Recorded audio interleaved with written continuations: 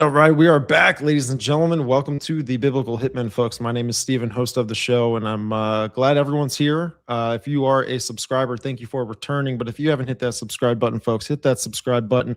Come check the show out over on Patreon and audio platforms. But I got Aaron Fochtman in the studio once again. What's up, brother, man? Welcome back. Hey, Steven, how's it going, man? Good, man. I love the green room conversation. I know. They blow up. They blow up. I need a 1080p though, man. Otherwise, my face looks kind of ghosty here. You're in the back cave, brother. I'm in the back cave though. You can't see all my dirty laundry in the background. We got. If I had a wall of nerd books to show how smart I was, I would represent. But I just have the back cave. It's mostly online.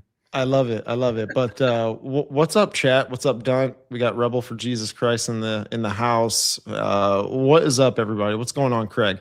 For the audience that may not be familiar with your work, man, where can they check out all your stuff? You can find my YouTube on Underground Publishing. Just look for Batman's face. And a lot of it is going to be a combination of Bible teaching and then a lot of just verbal processing and brain dumps from stuff that I might be studying for one of my books I'm writing. So I'm now working on my fourth book called A Serpent by the Way, which is really, it's a history of the occult from what I presume to be, you know, the Eden, the region of Eden, which is going to be basically lower Mesopotamia. All the way into the present. And it's not going to get into a lot of modern occult history, but it covers most of your major sources all the way up to the time of Christ, so that it would give you a baseline to discern all that modern stuff and really just understand how most of it is bootlegged from things that would have been prophesied or would have been known already from scripture, whether by spiritual forces or by actual people. And then they just bootleg it and copy it and twist it and contort it, because that's what the devil does. He takes what God says and he tells you, you know, a spin on it, and the spin usually lands on the thing that God said not to do is what you're supposed to do, you know. And it's like the tree of the garden, right? You know, and it's like Jesus says, if anyone tries to get in by any other way, they're a thief and a liar. And the serpent, by the way, is literally a term used in the Bible because Satan's trying to teach you another way to become immortal and be a god, basically. Yeah, exactly, man. And I think that's where we get, you know, I think a lot of it came from the mythological age, I think, and it turned into like the philosophical age of teachings and stuff. That's where we were talking about in the conversation, because the law of one got brought up. You were talking about the thumbnail, because really when you gave me the idea of the topic, I was just like, all right, I think this is where he's going. So yeah, well, and that's the thing is like, the reason, I think we talked about this a little bit last time that I was on, but the reason Satan's about the law of one is because ultimately his plan is to reveal the Antichrist, which is basically his version of, you know, Christ is the incarnation of God, right? And the Antichrist is kind of the incarnation of himself, right? And so through this agency of the Antichrist, he's saying, I'm the one true God. And his, unlike the Godhead of the Trinity, the Christian Godhead, you have three persons who are eternal, right? He's just one person and he's not eternal. But like, so he wants you to think that there's a logical necessity why God must be one, alone, and unique being, okay? Where he would be imperfect if he needed anybody else, and so therefore he must be alone. And all monasticism and all ideas of the monad or the one in Hindu and Greek philosophy and Chinese philosophy and stuff like that, it all traces down to Satan trying to assert himself as the lone being who is God. And this idea is very, very old. So we can get into a whole nother thing on just serpent symbology, going all way back to Ningishizda of the Sumerians, which basically means Lord of the Good Tree. So it's just an inversion where, you know, the tree of knowledge is the good tree, and because the serpent helped them eat from it and gives them the knowledge, then, you know, they worship him. And you can find this stuff all the way up to Hermes and Asclepius and all the serpent pole stuff. But again, that's a whole nother episode we were talking about. But I want to talk a little bit about this Unis and the one, because what we have from, you know, what we can find from Egyptian history, we have these kings lists that are going to talk about these dynasties that I believe some of them to be before the flood, and then some of them to be after the flood. However, what you're going to have consistently among dynasties that overthrow the patriarchal world order, which you're going to have the new kingdom in Egypt does that, and then Sargon of Akkad does that in Mesopotamia. is they try to rewrite history, and they try to push the flood either way, way back, or just diminish the flood as being like not a global flood, but just like a local flood, to make it sound like there was this continuous world government that they are descended from and the rightful rulers of basically the world. Okay. And so you have Sargon, Hammurabi of Babylonia doing that, you know, over the course of a couple hundred years. And what they're going to do is they're going to write the Sumerians Kings List to make it look like everything is way, way older. They're going to have people who, you know, are hundreds and thousands and even tens of thousands of years old and stuff like that in it, to make it look like the gods are descending over time and getting shorter and shorter ages. But Sargon in his day, if this is the Sargon or Nimrod, he's the son of Cush. So he would have lived to be probably around 250 years old when most people were starting to drop below like 150. You're going to have the same thing happen in Egypt in the New Kingdom period. And that is actually the period of Egyptians that overthrow the Egyptians who were friendly with the Hebrews and put the Hebrews in slavery. Okay. And so they're going to go back and they're going to take all of these kings lists that are really, if you know Egypt's history from the Bible, there are 7 different tribes, and they take these 7 different kings lists and they stack them on top of each other. And then they make it look like it's just one big long kings list, because all the way into, you know, the era of Rome, really, the idea of being the oldest civilization makes you the OG, and it makes your lore and your religion and your philosophy and all that stuff authoritative in their worldview, right? So by this time, Babylonia has fallen. They've had the Tower of Babel and all this stuff. And so Egypt is now trying to assert itself as the OG. We are the oldest civilization on the earth. We're the center of humanity, right? We're the one established by God, basically, right? I want to ask you this real quick. Sure. Sorry to interrupt you, but like when I look at Genesis 11 and I see the Tower of Babel, you know, coming together, and I see what happens before that, where the people come together. Mm-hmm. Do you think they came together under, you know, this religion of the law of one? In my mind, I say yes, because it's like one language, they're all coming together. Maybe they had councils and talked about this, you know, for a time being or whatever. Before then, they all decided, hey, we're all going to become one. So I don't see any evidence of that. And the reason is because there would be no becoming one, because they already spoke all the same language. Mhm. What that represents, and remember, you want to remember that Genesis was written by Moses, right? So Moses it says, according to Stephen, he was trained in all the wisdom of the Egyptians. And the Egyptians are basically, think of Egypt as like the America of the world after the Tower of Babel, right? So the reason they do so well after the Tower of Babel, and I'll just tell you, the Tower of Babel happens when Joseph's in Egypt. Like Joseph's 7-year famine is a result of the Tower of Babel. And that's why you're going to see Joseph using an interpreter for the first time in the Bible. The reason people think it was much earlier is because this is like a Jewish legend that it started in the days of Peleg, because it says in the days of Peleg, the earth was divided. But we know that the earth being divided was actually like earthquakes and rising sea levels that were splitting apart the continents, not the Tower of Babel. And that's even found in the Toltecs and Aztecs in Mexico. Like they had the same thing. They said there was an age that ended in a flood, and then another age that ended in an earthquake, and then an age that ended in wind and in confusion of languages when we built the tower. So like when Spanish missionaries got to Mexico, this is what the Mexicans were telling them, right? And they were talking about Nephilim and all this other stuff like in their ancient history, right? So we know the Peleg thing was actually the earth being divided, but the Jews don't know that. The Jews actually keep really bad history, because their temples get destroyed, and then it gets sacked under the Persians, and then it gets sacked under the Antiochus Epiphanes, and the records just keep getting destroyed. And so by the time this stuff is coming into the Library of Alexandria, which is where most of this happens, they're speculating and making stuff up a lot, or they're reading Babylonian and Egyptian stuff and trying to insert themselves into it. And that's where you get like the LXX from. It changes all the history and makes it lines up with Manethos Aegyptica, which was written about 30 years before the Septuagint. So these things are all going to be covered in my book, which is why like I reject the LXX. I think it was just basically a syncretic work meant to align with Greek philosophy and Egyptian history. And what we know from the fact that Moses wrote Genesis is that he's writing from this Egyptian perspective after the Tower of Babel. You want to say probably a couple hundred years later. But Egypt's been like America. They've been on top of the world. And the reason they do so good is because what Joseph does right after that is he, from the the famine, he causes Pharaoh to basically buy up all the land of Egypt, and then all the Egyptians basically become serfs. And what he does is he moves them. These are 7 tribes of people who would be speaking 7 different languages, but he moves them to different corners of Egypt to basically work lands and stuff like that. So they can never have a unified like sub-nation of Egypt that could rise like a breakaway state, like a cessationist state. And what that does is that allows Egypt to be this large federated population of Hebrews and Egyptian. And the Hebrews were not small because they have 70 sons of Jacob, but those are just the nobles because they have all these servants too. Because you got to remember, Jacob is going to inherit Isaac's servants who inherits them from Abraham.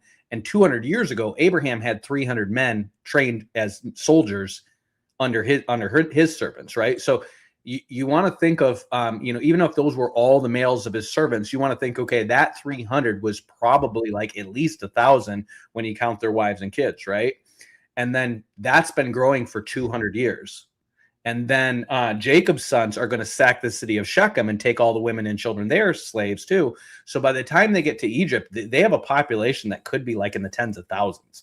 And by the time they leave Egypt, they're about half the population of Egypt because Egypt is practicing abortion and they're not. So they just keep growing and growing and growing, but they get super powerful because Joseph gets everybody speaking one language. And all the administration of Egypt is speaking Hebrew, and all the people of Egypt are speaking basically what becomes Coptic.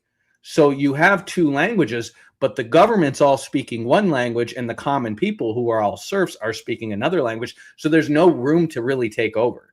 And it doesn't happen for like 100 years after Joseph when the Egyptians start to make a comeback, because the priesthood, which are the only people that Joseph doesn't sack, they're the ones who are cobbling together this fake history, these gods, these pantheons, and then they're basically getting the nobles back together. This is where Mysteries comes from. It's the idea of the priesthood understanding what quote unquote really happened and the stuff they don't tell you, and they become the underground secret Illuminati of Egypt. They invert everything, and then when they take over, they stop worshiping the sun god Ra, because remember, Joseph is married to the daughter of the priest of Ra.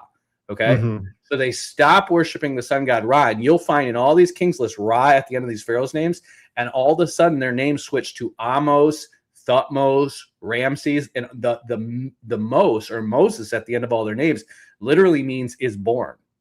So Thutmose is Thoth is born, Amos is the moon god Yah is born, Ramses is Ra is born, and that's going to come later, and that's when they come back to worshiping Ra.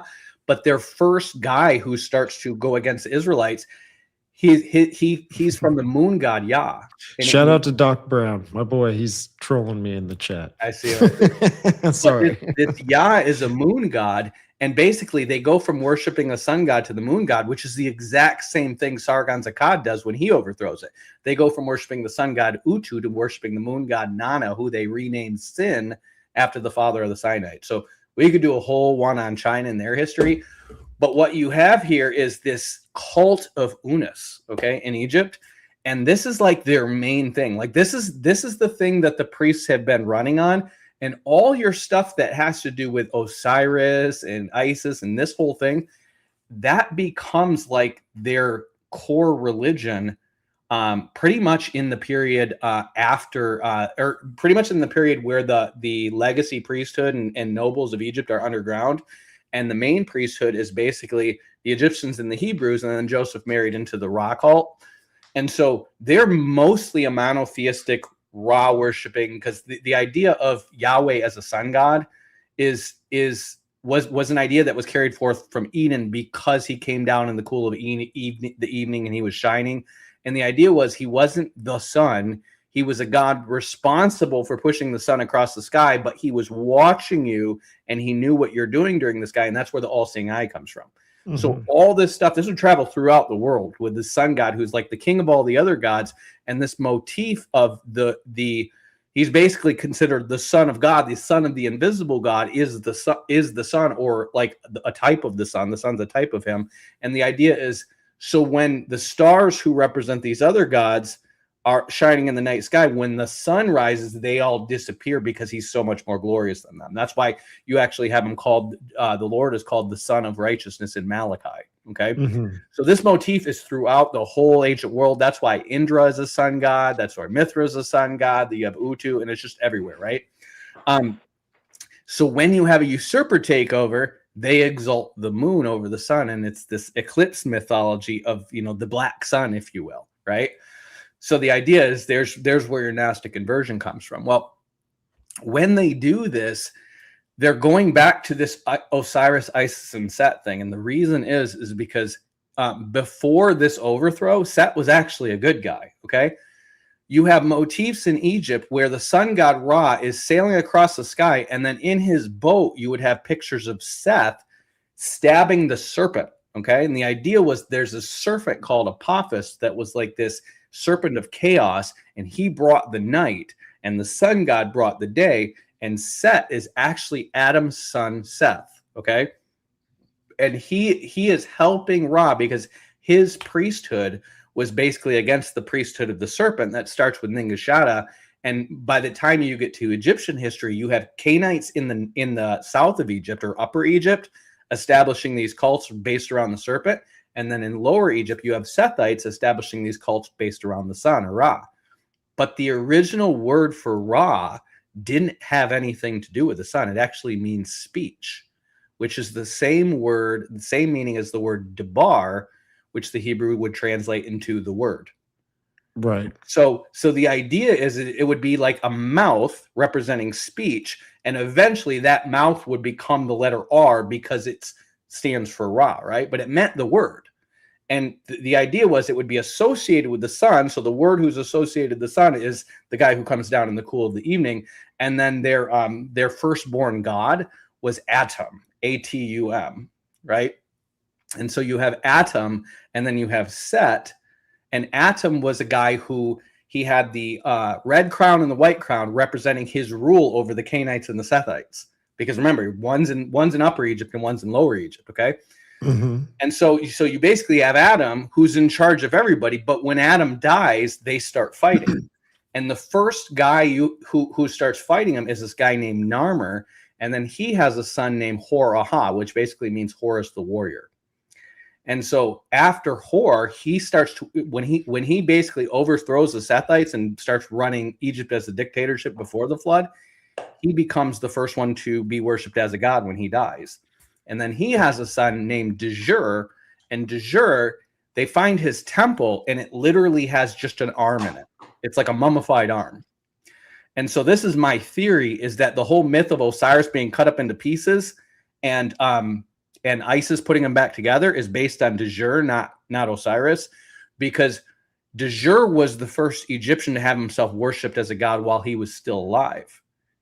And so all of this would have happened while Set, Adam's son, would have still been alive if you do the math, which means if they overthrow them back, what they're going to do is have this guy cut to pieces to show he's not a god. And they're going to send him to a piece of him to all the cities where they're worshiping him to show him he's no god, right? He's just a dead man. And this stuff is actually in the book of Yashar. They talk about this being done with Nimrod and stuff like that. I don't believe the book of Yashar is true, but I believe there's an idea there that has some truth in it.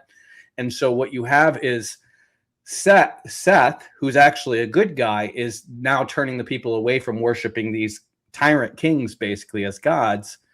And out of that, you have Osiris's widow Isis or Aset, and then her sister Nephthys, who are actually probably like children of Adam, right? Like maybe children or grandchildren of Adam. This is who these people are, right? There's this whole thing about her mourning for him, but there's nothing about her putting him back together and making him born again. This is going to creep in over centuries and centuries of this myth just evolving and stuff like that. And eventually it evolves to her putting him back together by magic and then getting pregnant with him with Right. Horus.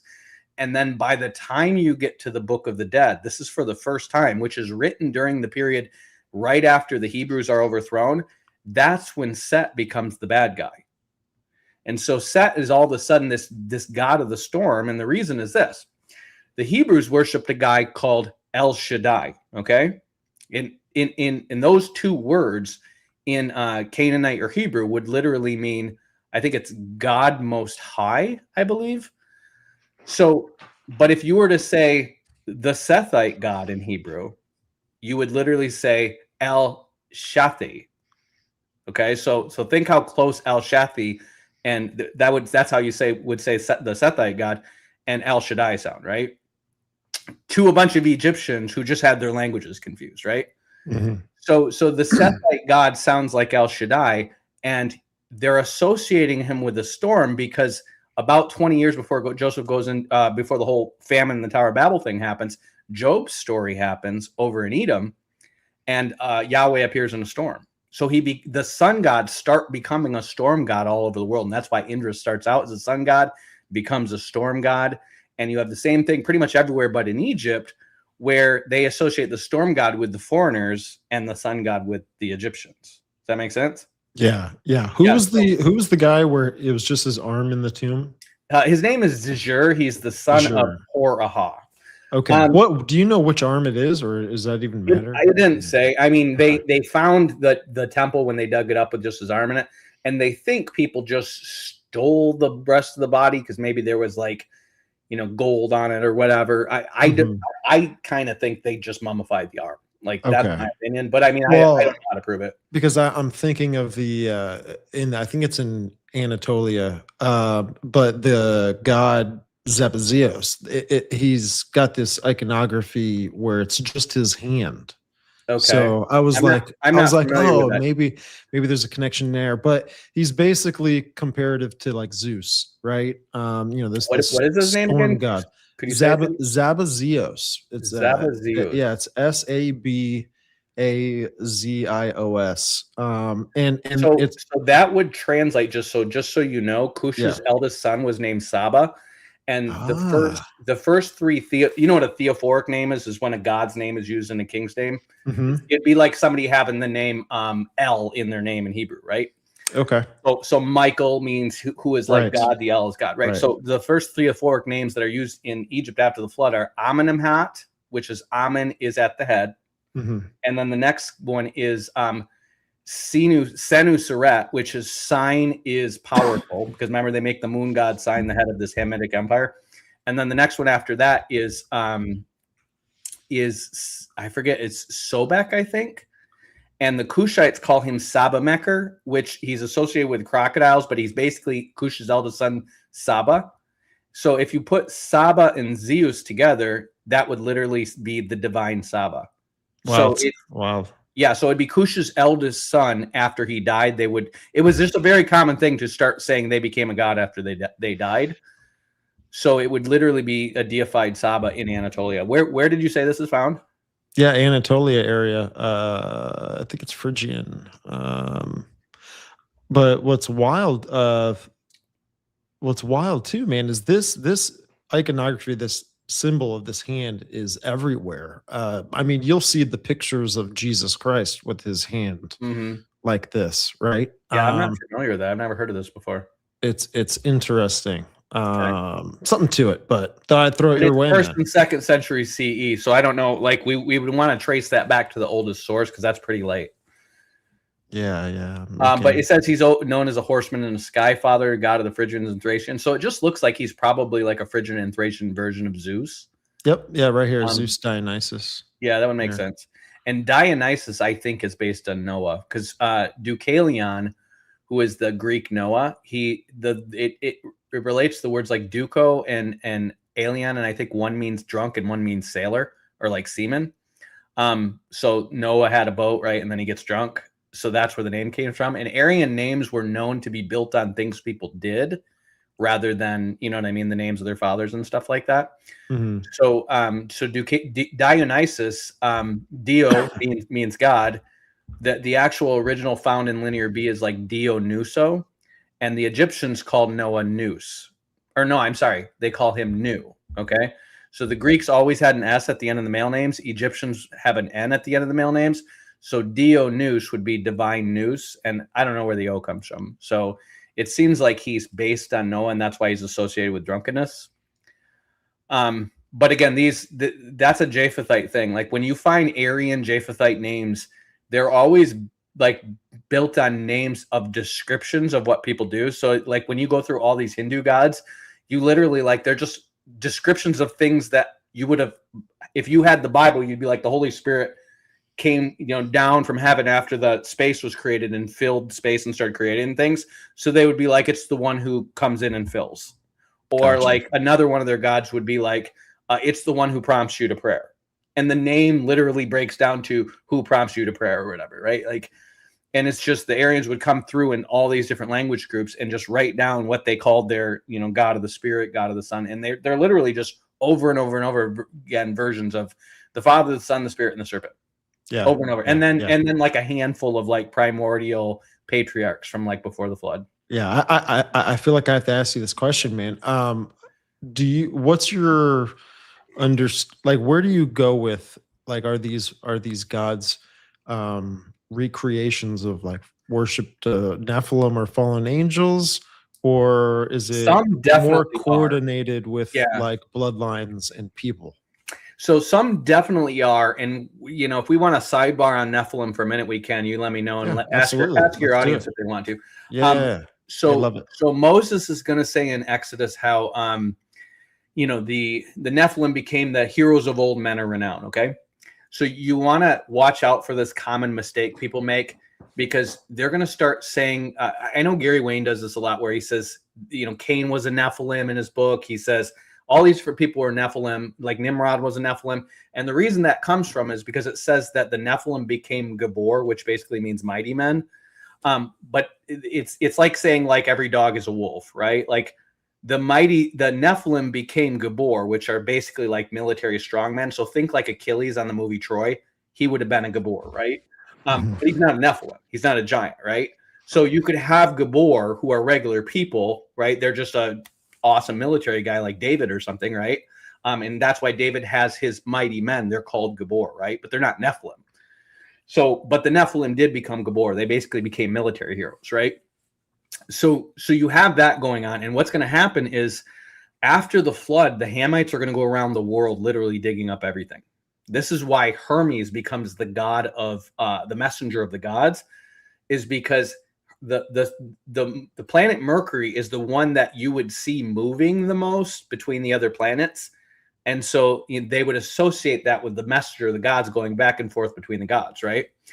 And so Hermes is basically, or Ham is going to basically get busy as an archaeologist, essentially digging up all the pre-flood stuff and putting together big complex civilizations faster than everybody else. Like the Japhethites are mostly going to go over to England and Afghanistan and start digging up tin so they can make more bronze. And so they're like the crafty dudes.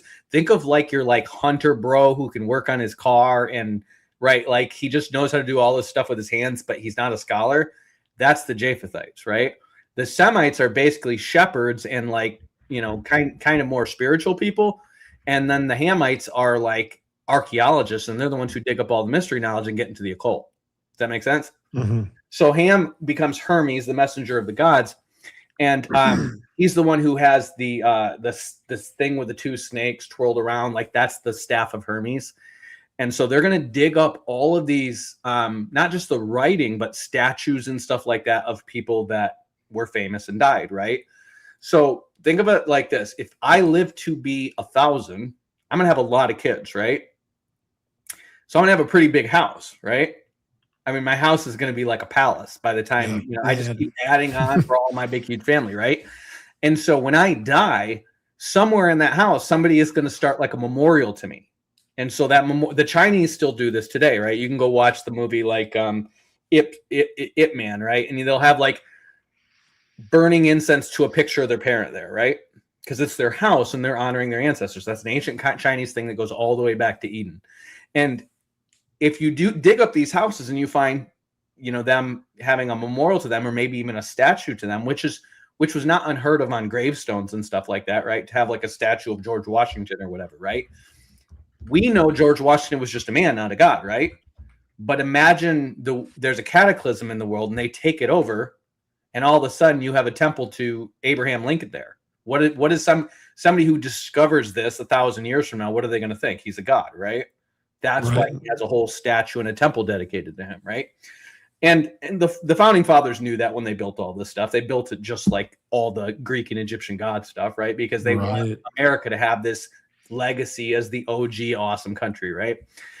So they dig this stuff up after the flood, and these guys' literal houses, because the words for temple just meant house. It was the literal house of that guy, but it was a really big house, and it's got some, cool stuff in it, and then maybe it's got some statues in it and writing on the wall telling stories of their history and stuff like that. And so these guys, who in a lot of cases were patriarchs or kings, they would become the gods. So Dagon would be one of these gods. In Egypt, there was this guy named Montu.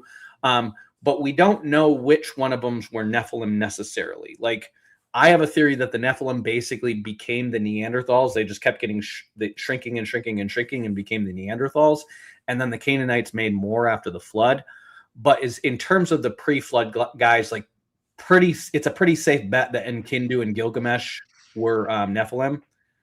But Mkimdu, it's just different by one letter. Mkimdu and Enkidu seems to be Esau's son, because his name literally means master ditch digger.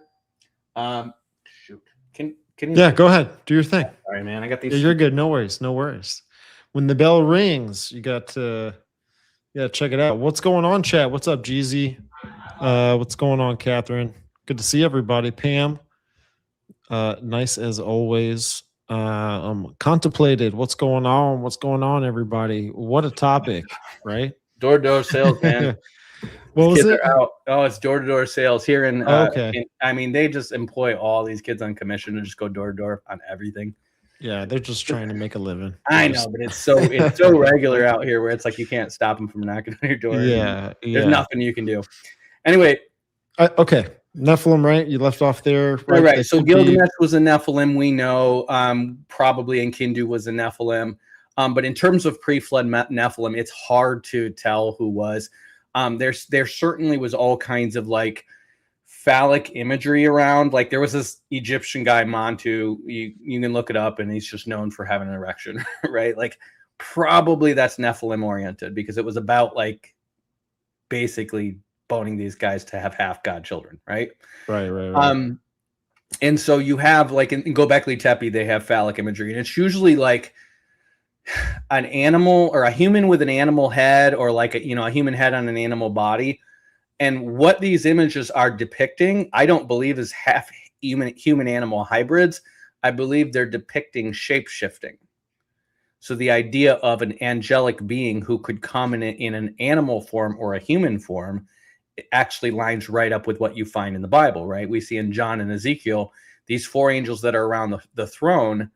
But in one, they have animal heads, and the other one, they're just fully animals, right? When the Bible says strange flesh in reference to like Sodom and Gomorrah, for example, with their fornication, they were fornicating with strange flesh. Some people speculate that was either animals or whatever, and maybe you had the outcome of like this hybrid, being or whatever it is, or genetic manipulation or something like that. I don't know. I'm just throwing some ideas your way with the strange flesh idea. We know the Nephilim were already back before that, because if you go to Genesis 13, when his name is Amraphel, which I believe is the same as Naram Sin, I go into the details why in my book, but he comes through Canaan from Shinar, and he kills all these Nephilim. Okay, so it talks about him destroying these tribes of the giants. So we know the Canaanites were making Nephilim again after the flood. And it's within about 10 years after they kill all these Nephilim that the guys in Sodom and Gomorrah get all gay, basically. And so I have a theory, and I think this theory holds up quite well in Jewish and early Christian history. What they believed is that the demons were actually the shades of Nephilim, or like the ghosts of Nephilim. And you know how you have the guy in Sheol in Luke where he's talking about like send him to get some water and put it on my tongue because it's so hot, right? And then Jesus talks about when a demon is cast out of man, he goes through waterless places, dry places. No rest. So the idea of these shades, you want to think like, imagine your Lord of the Rings imagery of these undead shades walking around, right?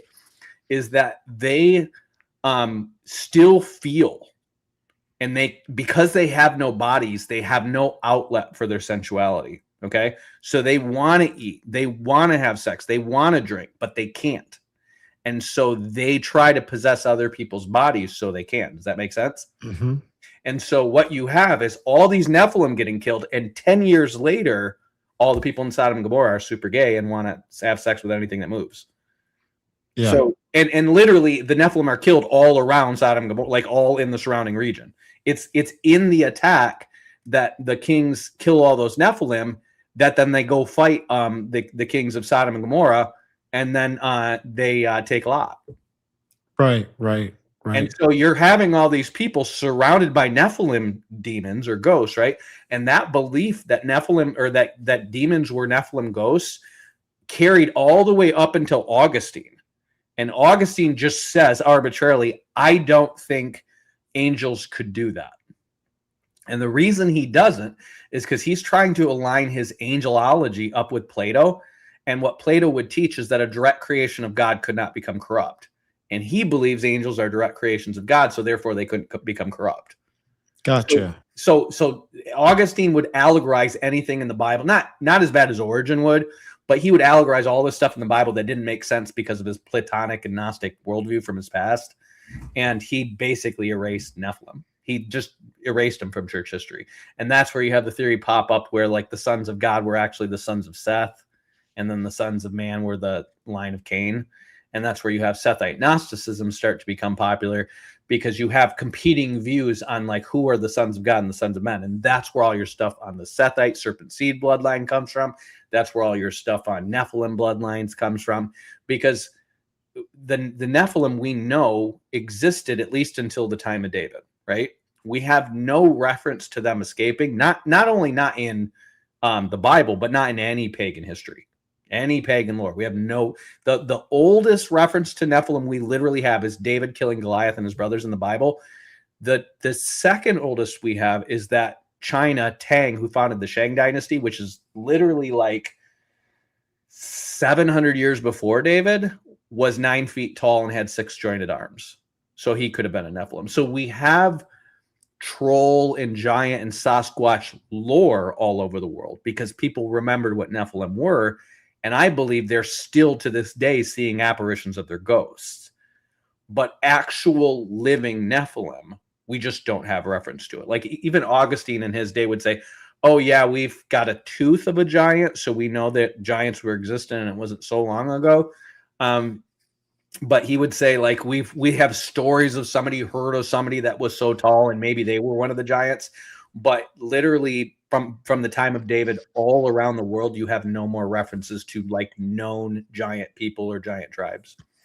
Yeah. And you know what's crazy too is with the mythologies, you know, it always kind of goes back and revolves around this belief, like for example, the Osiris myth, right? There's like this it's almost like a journey, right? And it's always revolving around one figure. But do you think that one figure is being symbolic for the whole world, that the whole world can do this? No, it's actually because that's how it's being portrayed today. No, this is a really good question because this is actually one of the oldest false gods. Do you get what I'm saying? Today, so, everyone's like, oh, you know, you could be your own Christ, and it's kind of like that process. This forefather of the Nephilim is actually one of the oldest gods on the earth, next to Ningishada, who is the serpent god, and then Utu, who's the sun god. The third one's going to be the bull of heaven, or Dumuzid. Okay. So Dumuzid literally means son of life. He used to be called the youngling shepherd, and then he becomes the bull of heaven. So he's Abel. He's just Abel who's got killed. Okay. Abel means morning. And so that was probably a name he was given after he died, where his original name was son of life. Okay. That's what Dumuzid means. And so when you have in the book of Jeremiah, people mourning for Tammuz, that's the Egyptian Canaanite name for Dumuzid. It's literally based on Abel. And so they have these mourning rituals for him that are super, super ancient, right? Well, Osiris, the Osiris myth is built on the myth of Dumuzid because that's in Sumer, and they just start applying all this stuff to Osiris after he's killed. And they basically inverse the story of Cain and Abel. And what you have with Dumuzid, you have two very, very old poems in Sumer. One is Anana Prefers the Farmer, and the other is The Descent of Anana. So in Anana Prefers the Farmer, you have basically Inanna is exalted. This is stuff that was probably written post-flood, but it was based on mythology from before the flood. You have Inanna as basically the sister of Utu, so she's deified already, and she's called the mistress of heaven or the lady of the heavens, okay? And the reason she's called the lady of heavens is because people believe that she's so beautiful that even the gods wanted to sleep with her, right? So Inanna seems to have been based on Abel's widow or wife, if he had one, okay? Like, or the girl who was betrothed to him. And in the story, Inanna prefers the farmer. You have this guy in Kimdu who she wants to marry, and his name means chief ditch digger. So remember, oh yeah, Cain's son would have known ditch digging because irrigation farming is how they farmed, right?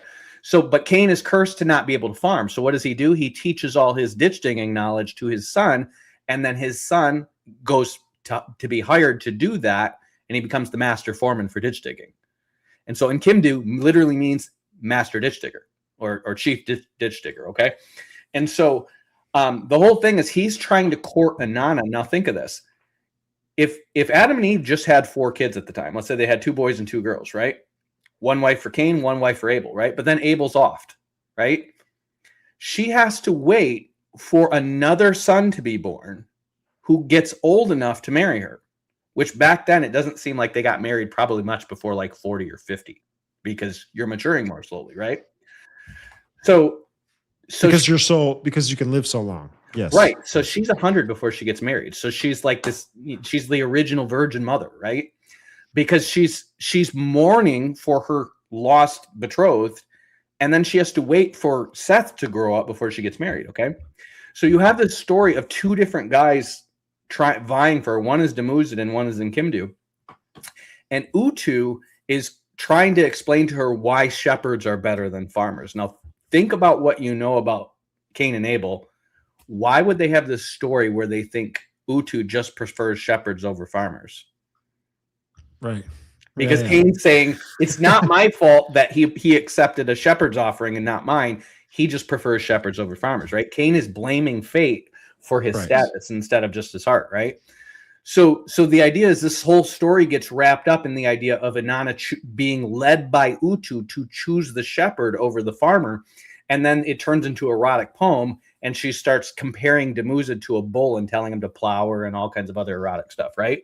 So that's where the bull of heaven comes from. Inanna becomes the lady of the heavens. Her consort, Demuzid, becomes Nana, which means the heavens, but he's signified in the crescent moon, which looks like bull horns when you have a partial moon, right?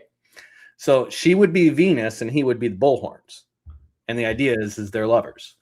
So the bull of heaven is actually the representation of the father of the first Nephilim, because the next poem, The Descent of Inanna, actually has Inanna going through these 7 layers of the underworld. And in this poem, Demuzid is dead. And she is trying to reach him in the underworld to basically sleep with him. And so she gets dressed up in all her jewelry and her, regalia and stuff like that to be all sexy and go see her man in the underworld. And she does all this magical crap to do stuff because you're not supposed to go to the underworld, right? And these demons who are in the 7 layers of the underworld make her take off a piece of clothing each layer down. And by the time she gets to the bottom, she's naked. But by the time she gets there, Demuzid is being entertained by they call him, I forget what they're called. It begins with a G, but it's basically like a word for flies, and it's essentially nymphs or fairies. So he's basically being sexually pleasured by fairies. And it's wild. The word becomes synonymous with the word flies, and that's why Baal is Lord of the Flies, because it's literally the sex demons, okay? And so by the time she gets down there, she's there with the sex demons. And I found a version of it where she gets mad and goes sleeps with somebody else, which would have been a demon or a dead person, right? And so what the word Nephilim means is Nephal. It means to fall, right? So Nephilim are the fallen ones, okay? And people assume that means fallen angels because post-Christian, they said the angels fell before and then slept with women, but that's not true. Those beliefs were post-Christian. The early belief was that the fallen were the dead, and these angels were impersonating their dead husbands and stuff like this to sleep with them. Oh, that's a trip. Pretending that they're their ghosts. Yeah. So this is going to start after the Cainites basically develop metal weapons and start taking over. And this is documented? Like Huh? this kind of stuff is documented throughout You cultures. have to piece it together by reading the actual lore and the history, and then figuring out from the Right. Bible Okay, when the okay. Nephilim come. But what you have is Tubal-Cain mentioned by Moses, and he starts crafting metal, right? And if you do the math on how old these guys would have been about around the time this happens, basically within a few hundred years of Adam dying, you have the Cainites basically overthrow the Sethites, who are like a priest. They're basically like a priesthood that is like a judiciary. They're not like, there's no kings because there's no militaries, right? And then the sons of Lamech get good with metal, or the sons of Tubal-Cain. And Tubal-Cain actually is based on Cain's curse, or Cain's sevenfold attack or whatever.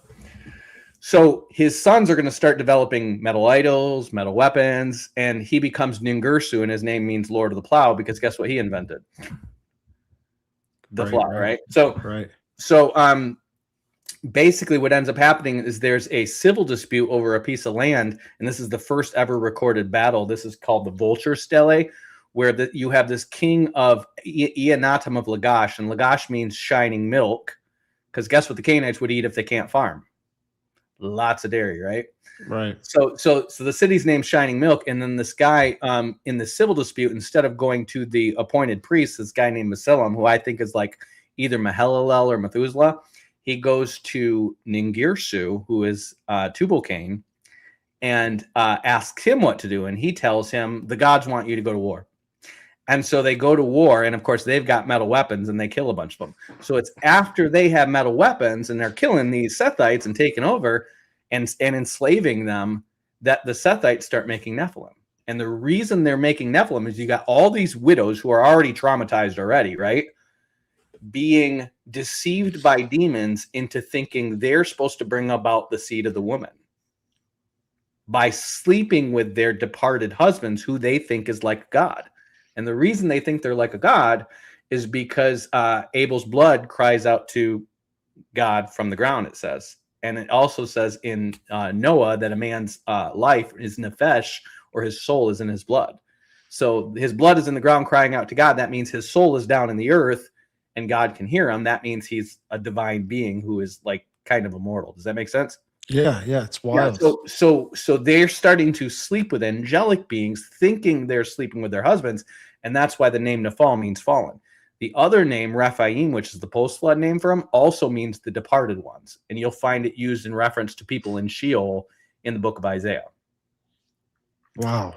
So that's what they're doing to make Nephilim, and they do it both before and after the flood, because God doesn't actually forbid Nephilim until after the Sodom and Gomorrah thing, which is really weird that God lets it go on that long.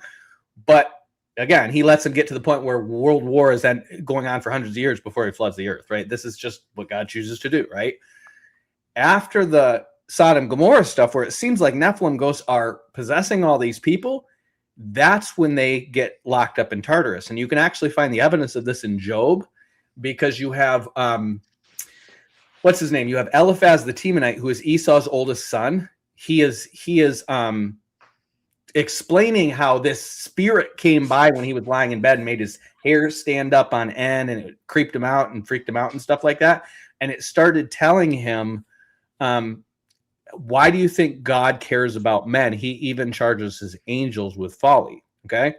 So if you look up folly in the Old Testament, it's literally used to describe rape, rebellion, revolt. Really? Yeah. Like a sodomy, like all this stuff in the Old Testament, right?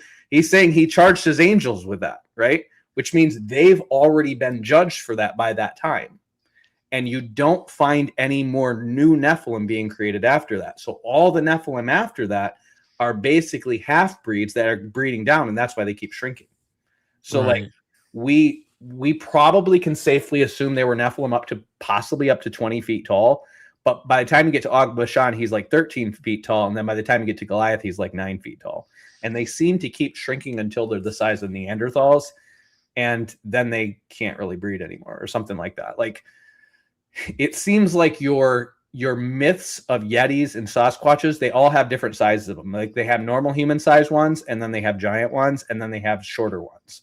But the smallest size are basically the sizes of dwarves, which the word dwarves actually stems from the word devas, which means demons. Yeah.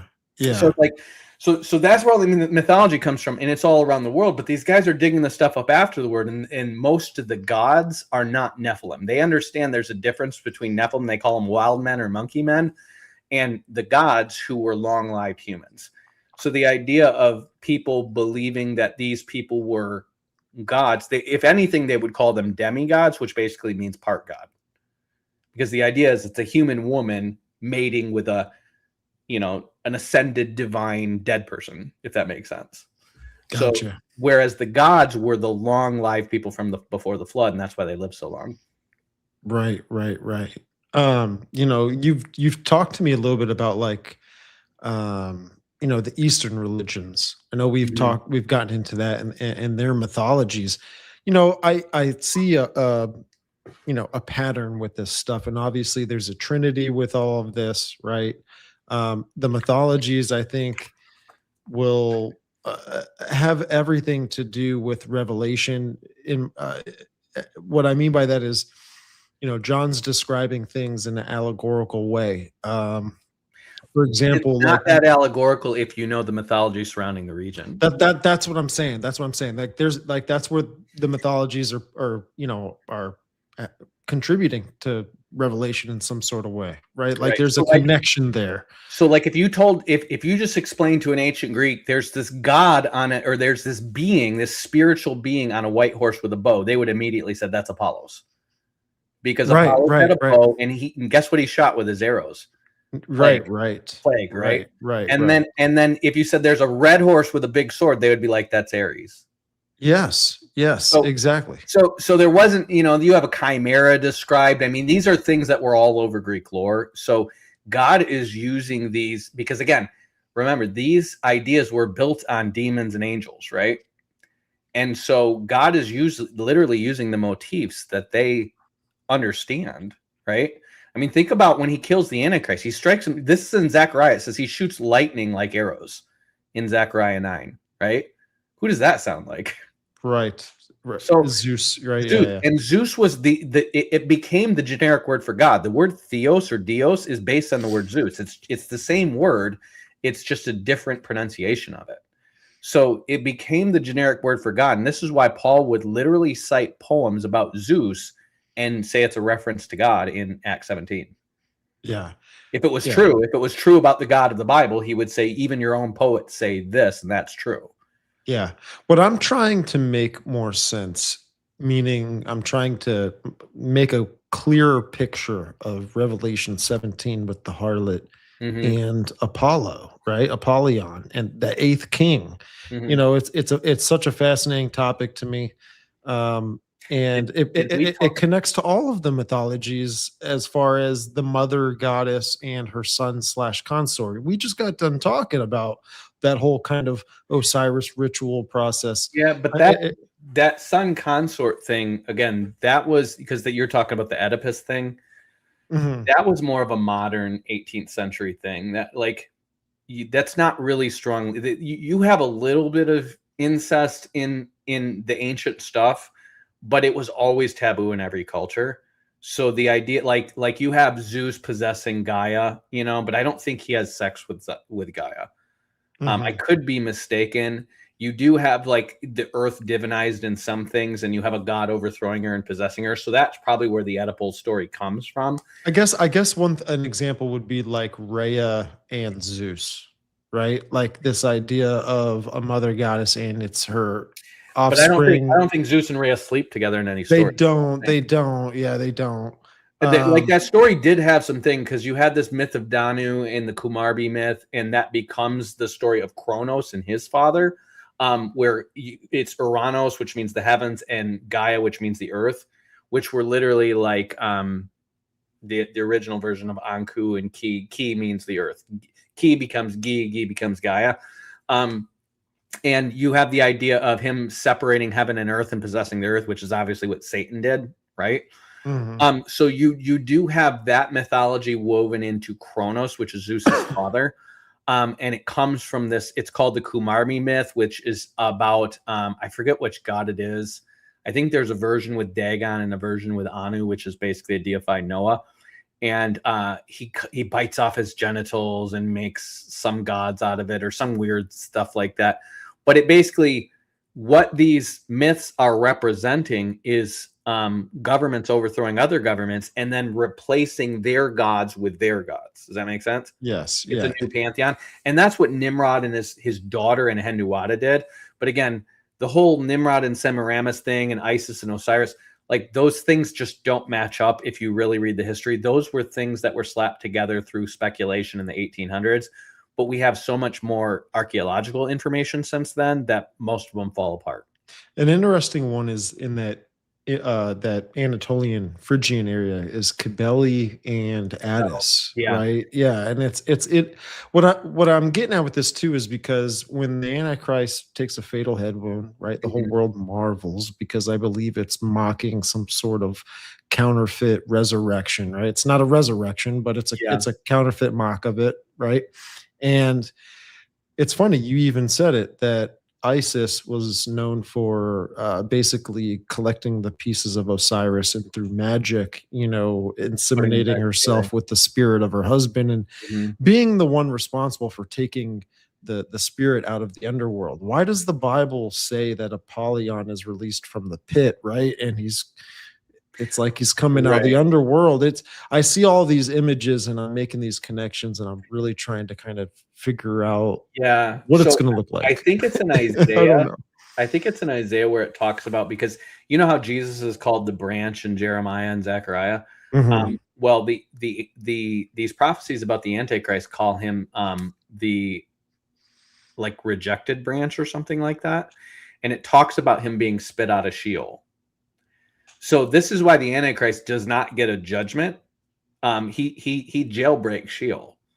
He goes straight to the lake of fire at the end because him and like, I mean, from what I can tell, from what the scripture is saying, and I realize people are like, only God can raise the dead. And I'm going, that's what I would assume. But everything the scripture says the Antichrist gets broken out of Sheol. And when the image of the beast and all this stuff happens, it's actually his soul. Like there's nothing to indicate otherwise. And now it could be just a deception and I'm fine with that. But I'm saying there's nothing in the textual language that indicates that it's just a presentation of him having been raised from the dead. It seems like he's actually raised from the dead. Right. And so the fact that it says he receives a mortal head wound, it talks about him coming to his end in Daniel, but then it says that Jesus took the beast and the prophet and threw them alive into the lake of fire when he comes back. I'm like, I don't know how you could square that circle as anything but a literal resurrection. Right. So it seems like, I mean, yeah, again, then you would see the beast and the harlot and Osiris and Isis like down to a T, right? And then you could say Horus is like the false prophet or something like that, right? Those obviously these motifs are going to come back over and over and over again because Satan is creating. I mean, what he's really just doing is market testing a bunch of ideas that are counter to the scripture.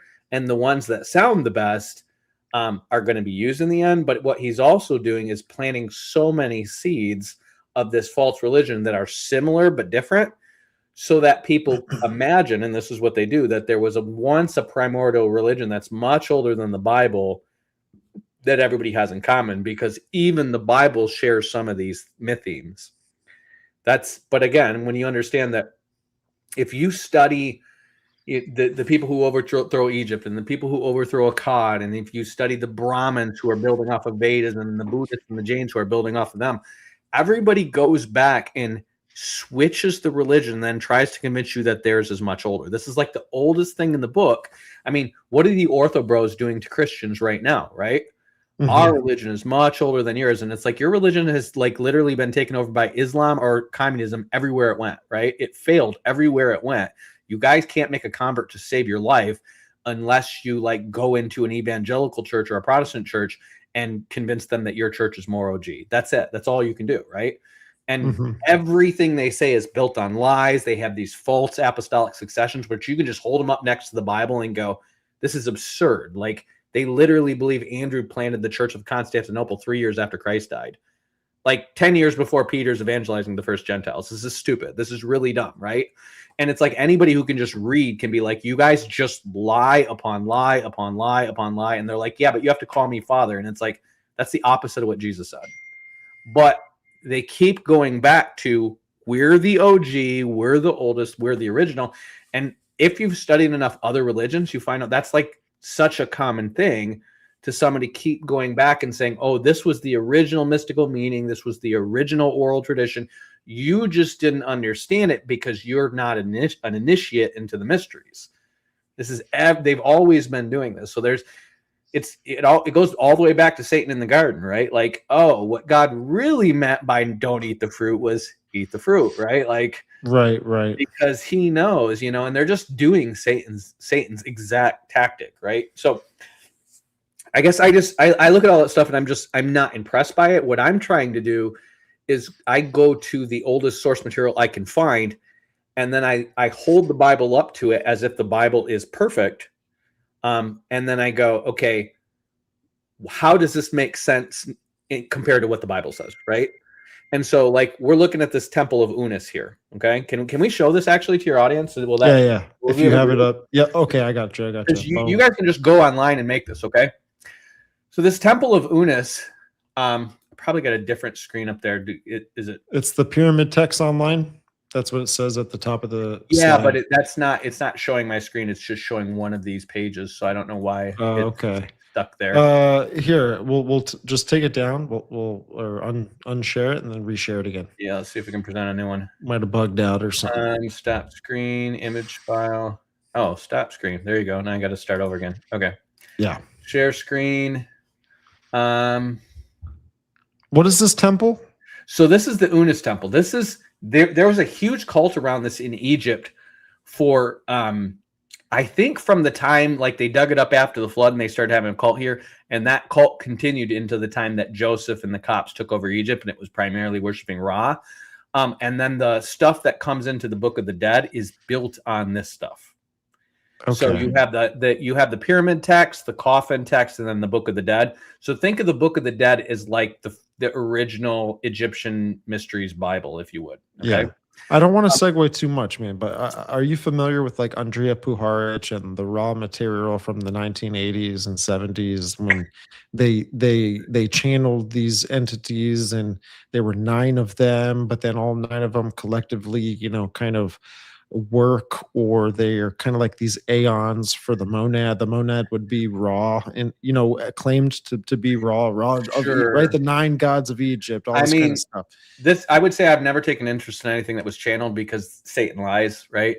Yeah. I don't want to try to extrapolate truth from lies. However, when they say the 9, that's because the original pantheon that they put together, it seems like maybe either right before or right after the flood was an Ennead. There's 9 of them. Mm-hmm. And then after that, there was an Ogdoad, which is based on the 8 that got off the ark. And then after that, Herodotus records 12 gods, which I believe are based on the Hebrew patriarchs, because they're still living to be like 150 or like 120, 130, when the Egyptians were like all inbred and living to be like 50. So, yeah. No, I look at stuff like that and I go, whether it's through channeling or just lying, because again, a lot of these occultists just lie, right? What they're trying to do is act like they keep getting this information from spiritual sources, but it always matches the old stuff. So when you talk about these gods that came from Ra, well, you had the Ennead, and Ra was the first of the Ennead, okay? Mm-hmm. But before Ra, they're going to add Ptah, which is basically just the Egyptian Tubal-Cain, essentially, the craftsman god. And they're going to say that Ptah was the craftsman of the god, so he was actually the first. But that Ptah exists from before the flood, but the idea that he was the first god and created the other 9 comes like hundreds of years after Moses. So Gotcha. When you go and read this stuff in history and read what's the earliest evidence we have of this, what's the early sextant reference, what's the early sextant inscription that we have, this is what I do, and this is what most of your comparative mythologists don't do. A lot of your comparative mythologists are going to focus heavily on evolution and older theory and linguistics. And then a lot of your occult guys, I don't mean to keep picking on them, but Gary Wayne, they're going to start with your modern mystics and your Freemasons and stuff like that, and then try to work back to a plausible theory from there. That's just backwards. Like, you always want to start with your oldest extant materials, writings, inscriptions, whatever, and then watch how it was built from there, so you can discard as much of it as you can, and then you take the original raw materials, and then you go, how does that line up with the Bible? And it always lines up really well. So when you get like, so this is the Temple of Unas, okay? So literally, Unas literally means the great one, or I'm sorry, the unique one or the lone one. He stands alone. He's all by himself, okay? So I theorize that this could possibly be Cain, that it's built on, because again, I think a lot of these kings lists were made up. I don't think this was like a legitimate dynasty after dynasty after dynasty, because most of these dynasties would have started after Adam died and then before the flood, and that's only a 600-year period. And then they're going to get dug up by the Hamites afterward over like a few hundred years until Ham dies. And then Egypt's going to fall into disunity and not be unified again until Joseph takes over in the Tower of Babel. So the idea that they have all this disruption and yet they have history that goes back like 1,500 years before the Bible, I think it's just all made up. I think you have the same thing in the Assyrians. The Assyrians kings list is actually lines up with the Bible very well, but the Sumerian kings list is thousands and thousands of years longer. It doesn't line up with the Bible at all. So when I look at this stuff, it says like this is a website you can get onto and see how it says antechamber, sarcophagus chamber. This yellow line is where I am in the chamber. So if you were walking into it, this would be what would be written on the wall. And this is the stuff that it's based on. So it says the great one, the Uraeus, fumigates the bowl of Nehen. Now, I don't know what Nehen means, but Uraeus is the serpent of wisdom. So that's Satan. Okay. And they're doing these spells on them, and they're literally saying, the well-anointed pillar, the bull of heaven. Okay. The bull of heaven is the God, whoever the angel is who creates the Nephilim is the bull of heaven. Okay. Right. Notice the praised serpent in a scepter, the Tefnut of Una, she who supports Shu. These are all gods that are mostly from the Ennead, but the only gods you're going to find in these pyramid texts and coffin texts that are not from before the flood are Ammon and Nu. Who do you think Ammon and Nu are? Who are they? Ham and Noah. Oh, okay. Like literally, I have a picture of Nu in my book. You can find online. Just look up Nu in the Ogdoad. It's a guy holding up a boat with 7 other people in it. Like, wonder who that is, right? And they're like, oh, but that was thousands of years before. No, it's not. They're just making up their histories, right? So then it says here, the heart of Unas be glad, sweet. The heart of Unas be glad. Unas is the unique one, okay? So this is him being the lone one, the one being, right? The bull of heaven. So what happened? This is an actual king who they're doing magical rituals on to make him reincarnate as the bull of heaven. This is where all reincarnation comes from. And so what you're going to find, this is going to be probably, I'm guessing, around 1900 BC, 1800 BC, somewhere around there, okay? So it's around the time of the death of Ham. The Egyptians seem to be going full bore. The Canaanites are involved with this. The bull of heaven comes from Sumer, not in Egypt, because you don't have them anywhere but here. But the Canaanites, you have Sin, which used to be in the wilderness of Sin right next to Egypt, and then in the Sinai desert, which is right next to Egypt, and then they would eventually move to Ur, which is where Abraham comes from, which is right in Sumer, where they worship the moon god Sin. That's literally the father of the Sinites. And then they're going to eventually move and become the Chinese. And you have all kinds of connections between Egyptians and Chinese, even like pictures of images of people who look Chinese in Egypt, right? Wow. So they're literally putting this bull of heaven guy in there, which is a pre-flood Nephilim god.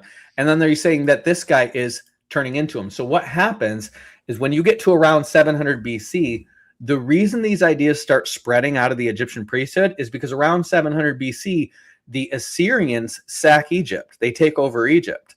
And so they put these Cushites in charge, which are not Egyptian. They're not related to these priests. And so what the priests are doing is looking for new places to go because they don't have the Egyptian state supporting them anymore. And so because they're not financially supported, I mean, just imagine if like nobody started paying tithes anymore, how many churches would you have, right? If everybody rejected tithing, right? So these priesthoods were supported by the monarchies. They might be a cult that some people supported, but without money to pay the priesthood, who's going to keep doing this stuff, right? And so you have the same thing happen when the Kuru kingdom falls apart in India. the people, the Brahmin mystics, who are basically like the archbishops of Hinduism, they start going to new kingdoms and explaining their mysteries to people because they're trying to sell their religion to a new kingdom who's going to patronize them. This is all in the Upanishad. Right. So when in the 7th century they start doing this, all of a sudden, literally that same century, you have Yagnavalkya of the Hindus, and I forget Pythagoras, but the guy who taught it to Pythagoras, learning about reincarnation from somewhere, and at the same time referring to a god that is the one, right? The one monad, right? Because it's Unis. It's Unis. He's the one, and all reincarnation and all ideas of the monad go back to this temple. And this temple could literally be the tomb of Cain. It could be, or it could just be someone in the line of Cain. But the point is it's some guy who died before the flood, and by this time they have all these magical rituals that are supposed to be based around you. What's the name of this tomb? It's called the Temple of Unis. So now let me show you something in my book that's going to be really interesting because I've got a picture of it. This is the Nakada Temple. I'll actually see if I can find the big picture online. I'm trying to see if there's okay. So this is the Nakada Temple painting. Okay. You got it up on your screen? Yeah, but that's not it. Hold on just a second. Yep, you're good.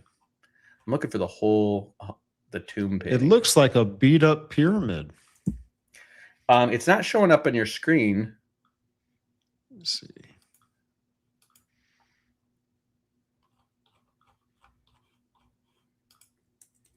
So here, this is what I got here off Wikipedia. Just some pictures. Yeah, pull it up. It's called the Nakada or the Hyrcanopolis tomb, or the Nakada tomb painting. It's Naqada. Okay. It should be on Wikipedia.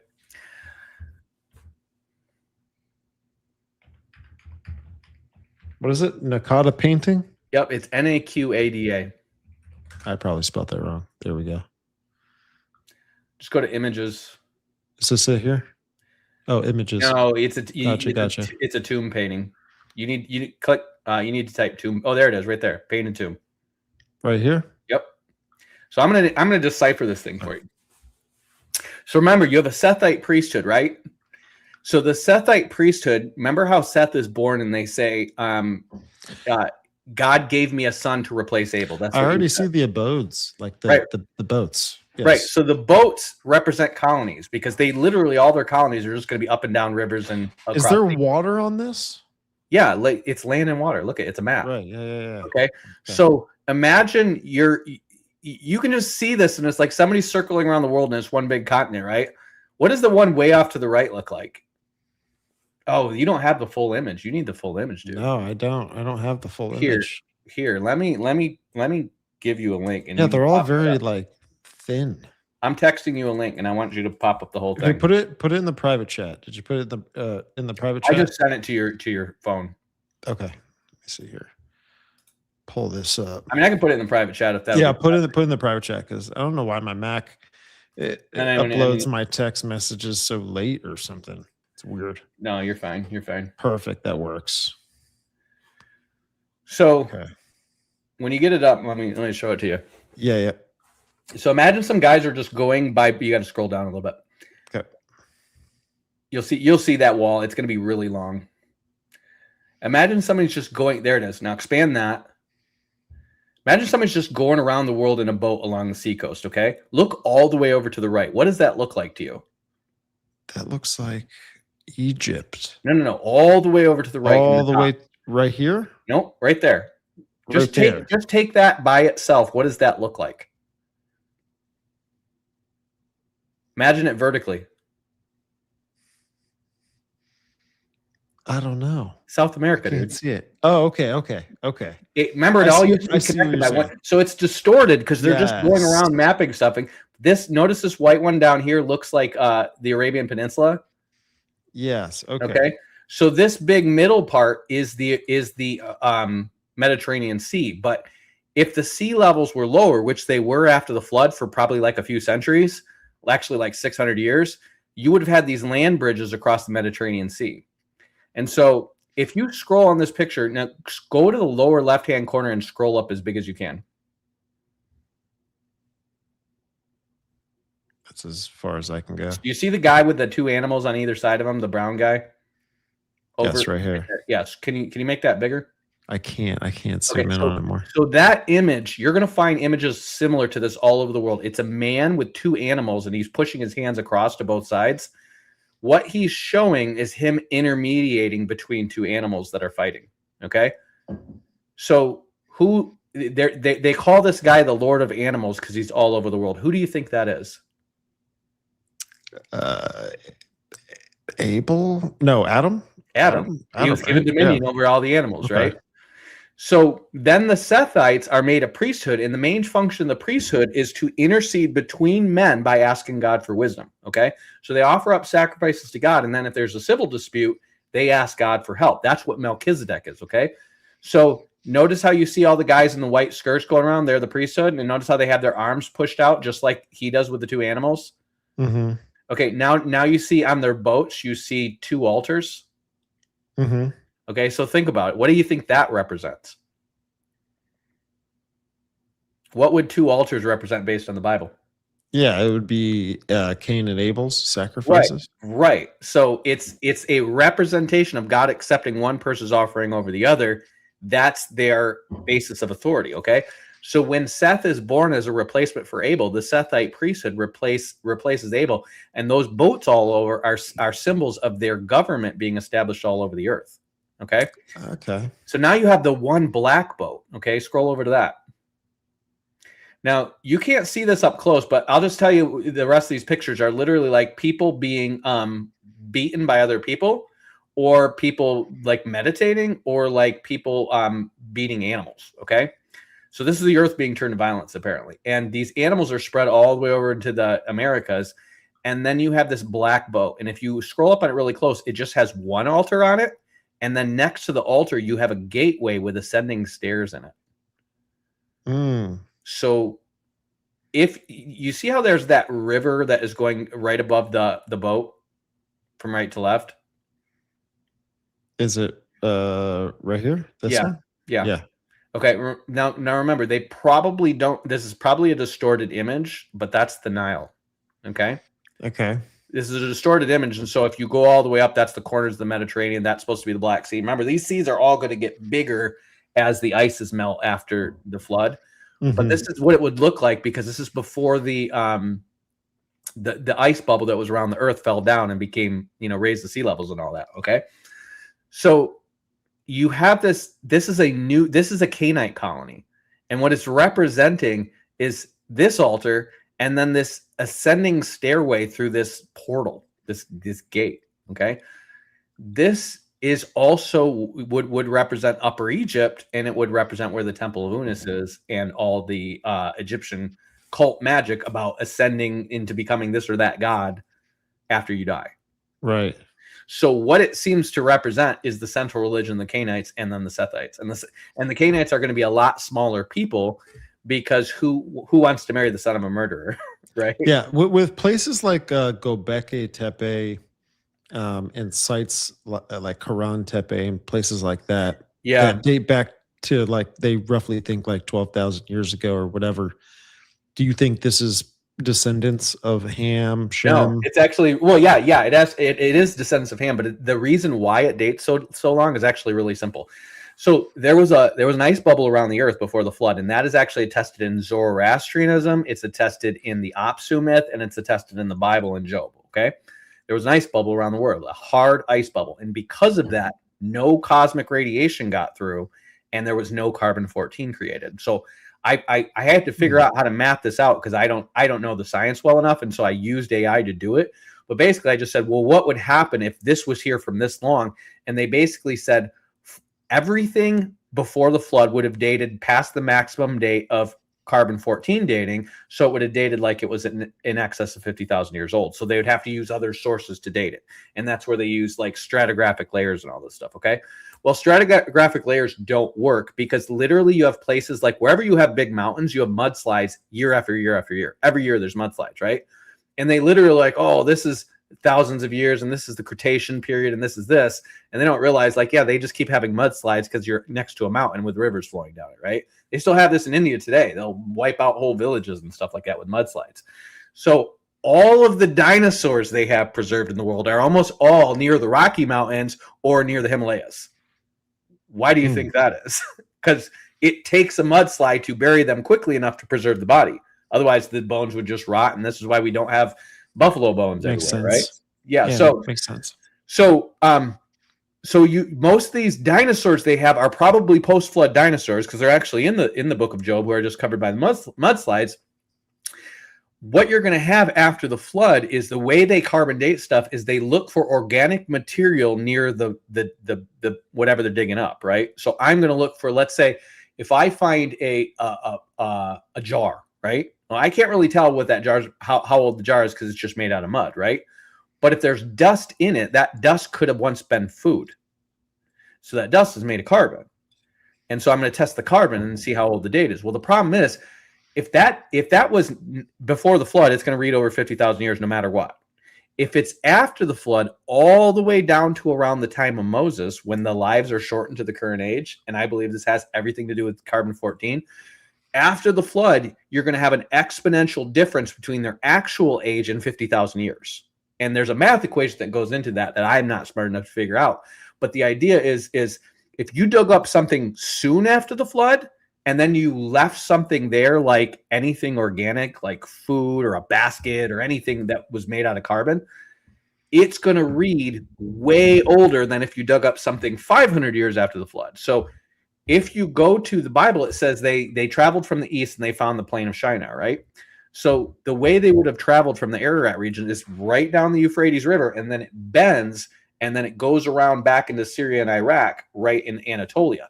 If you go there, you find the city of Haran about, I think it's like 20 to 40 miles north of there. And the reason is because it's the first major tributary into the Euphrates River. And if your food source is irrigation farming, you're going to want to find a V in the river so you can cut channels between it, right? Mm-hmm. And so this is the first place they settle. If you want to go take your shortcut back up to the Euphrates River, because the Japhethites are going over to Afghanistan to get tin for bronze, if you go straight north from Haran, just 20 miles, you're at Göbekli Tepe. So it's literally the fastest shortcut back to the Euphrates River, which is the fastest way up north. That's where Göbekli Tepe is. So how long do you think it took them to discover that? Pretty fast, right? And all of the oldest cities that they say are 8,000 years old, 9,000 years ago, you can literally draw a circle from Haran around about a 50-mile radius, and that's where they all are, because those were the first places they dug up. That's where the oldest flood myth is. It's found in Mari, which is like on the Euphrates River, just south of Haran a little bit. And that's where the first place the family of Noah seemed to live until they got bigger. And then they're going to eventually go down to the plain of Shinar, and that's going to be the main core of civilization after that. Fascinating stuff, man.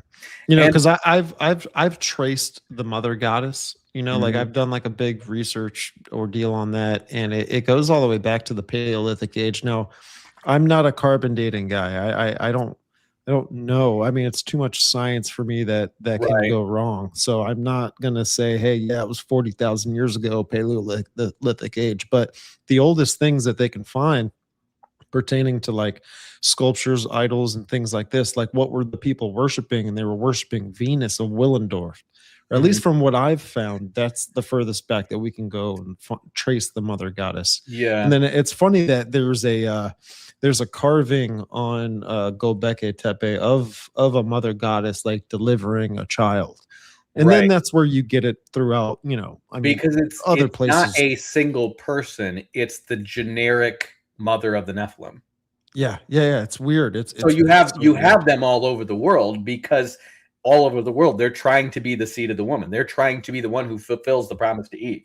And then the Minoans had the Minoan snake goddess, you know, and it's like this, you know, got serpents all over her and stuff. It's always this iconography that goes back to a dragon, you know, and it's like I look at people who, well, I listen to podcasts, right? Like I try to track some of the stuff that I'm on, And they'll talk about Hermeticism and Hermeticism with Hermes Trismegistus, and how he was kind of in connection with this dragon god Poimadres, or whatever, however you say the name of it. But everything always goes back to this like dragon, and everything goes back to like this mother goddess in some sort of way. And I'll ask you this: like, what's the connection in your mind with, in Isaiah? It's talking about Lucifer. Oh, how out there fallen, oh son of the morning. Yeah. That this is Venus having a connection with the light bearer. I've heard that Venus is called the morning star. I don't know where that idea originates from, because to me, naturally, the morning star would be the sun. But if it's the brightest star in the sky, it would be the last one seen before the sun rises. So that would make sense too. I've heard it called the dog star. I know that Venus is always associated with the Queen of Heaven. Always, always, always. I've never heard of Venus associated with a serpent or a male in any ancient pagan stuff that I've read. But the reason, so right there with that thought, like, what about like Tiamat, for example, like this serpent, primordial chaotic goddess or whatever, in some of the cultures there's like this.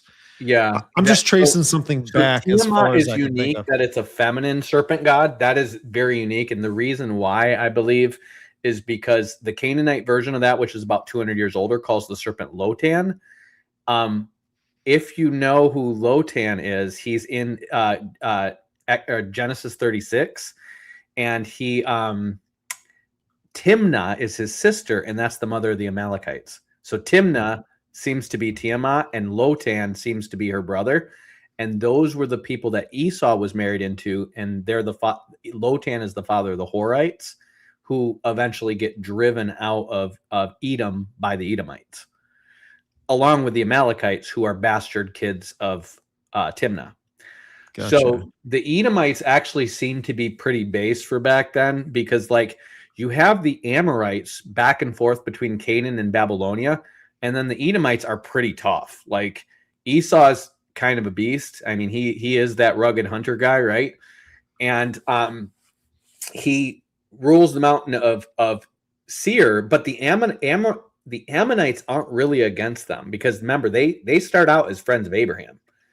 So Esau would be the grandson of Abraham, and these people would have known who Abraham was for centuries, right?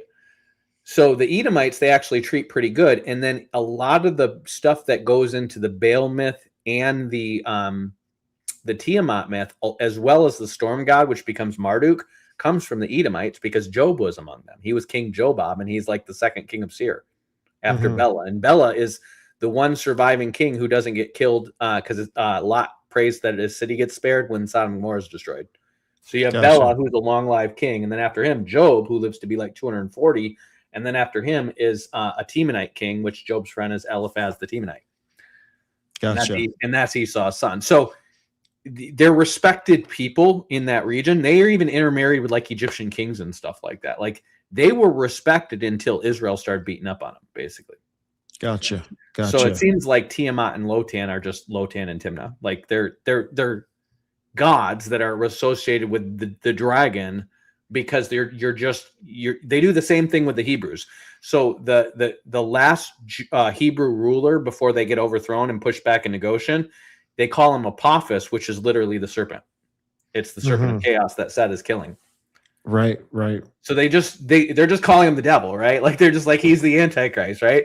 So like we don't like Trump, so we're gonna populate, even though we're not Christian at all, we're gonna repeat the myths that Trump's the Antichrist, right? Like, and these things just become myths and legends, and once you write it down in stone, somebody's gonna remember it. Yeah, we're still using them today, right? Like we're naming asteroids Apophis, and we're I think there's some hidden kind of meaning to it on their side. Yeah, right. Well, and they're using the name for a reason. Well, it's not too hard if you understand that the Queen of Heaven, or the Venus Monteith, is about a woman who's so hot the angels want her. She's meant to be the fulfillment of the seed of the woman promise, and next to the seed of woman, you have the seed of the serpent, right? So it's not hard to see the woman and the serpent side by side and everywhere, because it's Satan and Eve. That's the original archetype, right?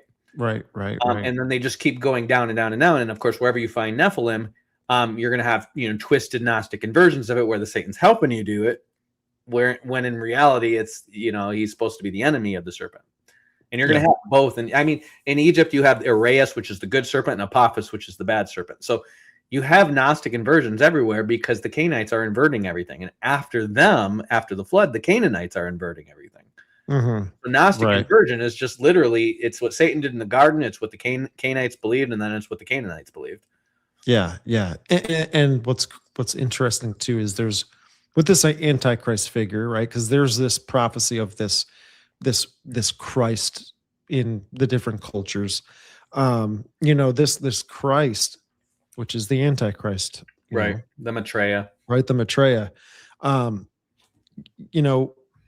There's always like another higher power kind of over this figure in their prophecies, right? Like now when I read Daniel chapter 11:38, maybe I can kind of say that the Bible supports this idea because I'm reading that the Antichrist is honoring the God of forces.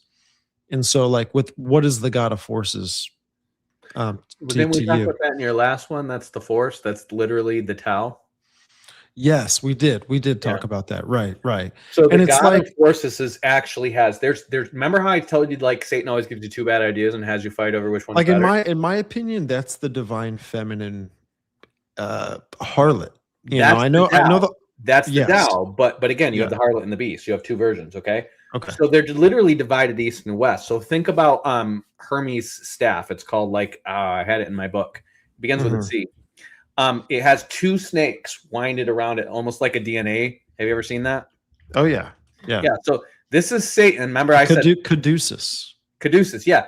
It's two snakes because the idea is this is divide and conquer. This is why every contortion of the scriptural doctrine has two versions of it, right? And then they fight over which one of the two versions is better. So you have Calvinist versus Arminian, but they both believe people are fatalistically elected, right? Both Calvinists and Arminians do, okay? Or at least that they're elected before the creation, right? So they have the same wrong idea in both things, but they're going to fight over which one of these is better and spread this throughout the earth, right? You keep having the same idea pop up, and it's like the Sadducees allegorize everything, the Pharisees are legalistic on everything, the Essenes are fatalistically determined on everything, right? And they're just regurgitating these various ideas of the Babylonians, the Canaanites, and the Egyptians within the context of the biblical framework. It's just the same thing over and over and over again. So this is, remember the woman of wickedness in Zechariah 5, how there's two angels carrying her, and it says this is her image throughout the earth? Yes. So there's a bunch of harlots, right? But what the harlot represents is a false religion, right? And you have an Eastern and Western version of Brahmanism, really, in Greek philosophy and Hindu philosophy, right? And then a third version in Chinese philosophy. So they've already been merging them in Taoism. Like Taoism is going to pick up reincarnation from Buddhism, and all the ingredients are there to merge all the Western ones into one because they all basically teach the same thing. But what most people don't realize is Platonic philosophy and Socrates taught the same thing as well.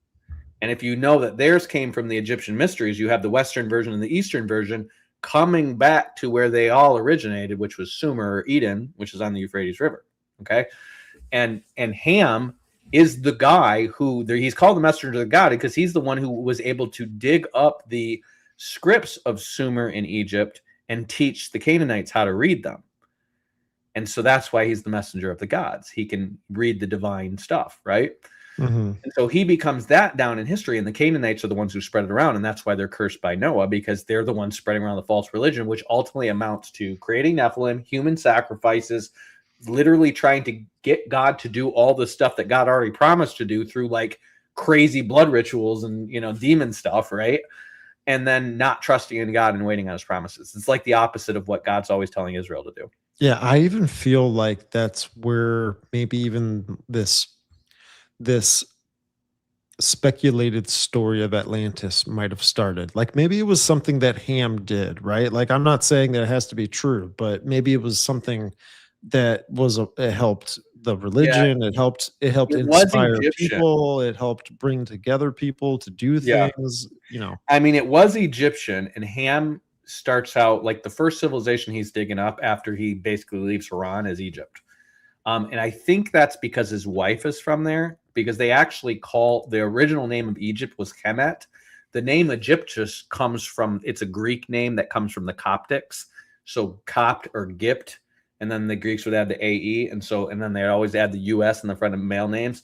So Coptic would, Coptus or whatever would become Egyptus. Okay. Ham's wife would have been in Semitic. It would be a guttural Ham, so Kham, and his wife would have been Hamet. And that was the original thing they called Egypt. And they said it means the black lands because it's represented for soils, but I don't think that's true. I think Cush means black, and Ham, Et, is because Ham's wife was black, and that's why Cush is black. So I think Ham basically probably looks somewhat more like an East Asian, and his wife looked more like an African. And that's why their descendants are going to be somewhere in the middle in Egypt. And then the firstborn is going to look like his wife, and that's where your black Africans come from. And then Ham becomes the Yellow Emperor, and he becomes the father of the Chinese-looking people. That's so interesting, because I listen to these New Agers right now. I'll listen to people that push like Edgar Casey's work about Atlantis and how he tapped into the Akashic records and stuff like this. He says that the civilization, the ones who were the part of the Law of One philosophies, that they survived the flood and they came down to Egypt afterwards, found the remains, and kind of tried to rebuild. Yeah, and that's what they say in Sumer as well, because remember, they're trying to erase the flood. And so instead of saying, this is literally what they do, instead of saying, like, they have to explain why there's this boat up on the mountain, right? And while denying the flood, right? So what are we going to do? Oh, they descended in a ship from heaven. There's where your UFOs come from. That's literally what they're saying. They descended from Vimana, right? So you mentioned Cabal, right? Like of Phrygia. Cabal literally means the Lady of the Mountain. Yes. And it's Nana. It's Moses's wife, or Noah's wife. Because she's the mother of all the living, right? Like, interesting. So she's the new Eve. Noah's the new Adam. She's the new Eve. And so she becomes the new mother of all the living, and they honor her as the Lady of the Mountain. And I think Ninmah, there's another name in Sumerian or Akkadian that means Lady of the Mountain as well. What if Lucifer is worshipped as the lady? You know, I just don't find that evident. I just don't find that evident. I think that's modern New Age. I've heard you mention it a few times, but I'm literally thinking of everything I've read in ancient mythology, and the only thing where the main god is feminine that I'm aware of is the Tao. Gotcha. I mean, because most of your monad worship is anti-feminine. It's the idea of God being a single being. And so the idea of not like in the West, they just disparage women. In the East, it's just disparaging sensuality, love, period. Right. But like in the West, it definitely takes the form of being anti-feminine. And then the Tao, which is the furthest from it, is the mother goddess. Like I don't find a version. I mean, there certainly are mother goddesses, but they're never the top god. They're always like the first couple, because you have a top god who's doesn't have a wife, like Ra, right?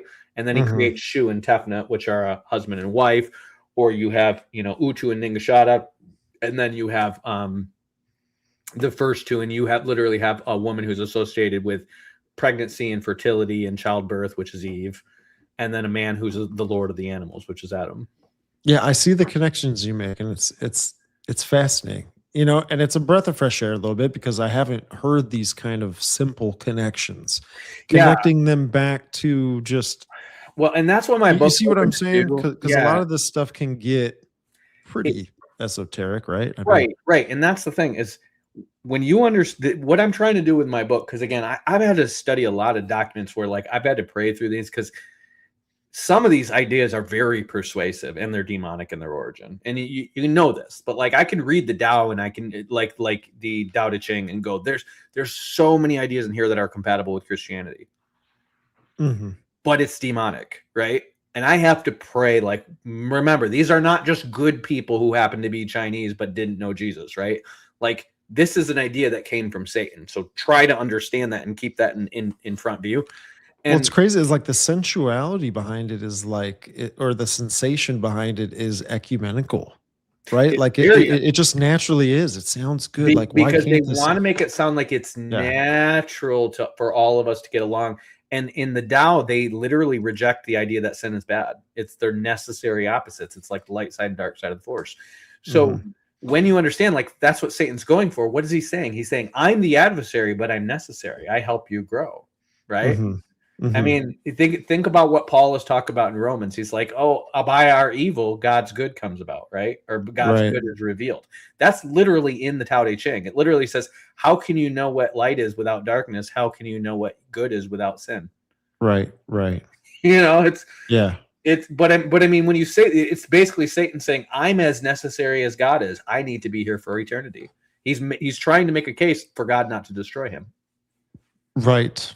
Right. Yeah, and I mean what I look at though when I look at all these, and this is what I'm trying to do with my book, because I mean this is thousands of pages of ancient philosophy and ancient religions and stuff like that I'm trying to compress into about 350 pages.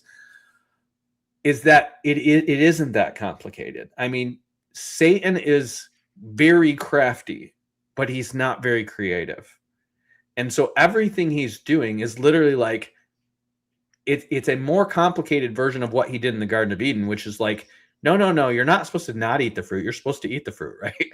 Like, but that's literally what he's doing again and again and again. And so the more God reveals, the more complicated his lie has to be, right? Because he's trying to deal with specifics. But when you boil down to what he does, it literally is just rhetoric. It's just like, oh, that's an allegory. Oh, that's hyperbole. Oh, that's not literal. Oh, don't you know that this number mystically means this and this and this, and therefore that means the opposite of what it says?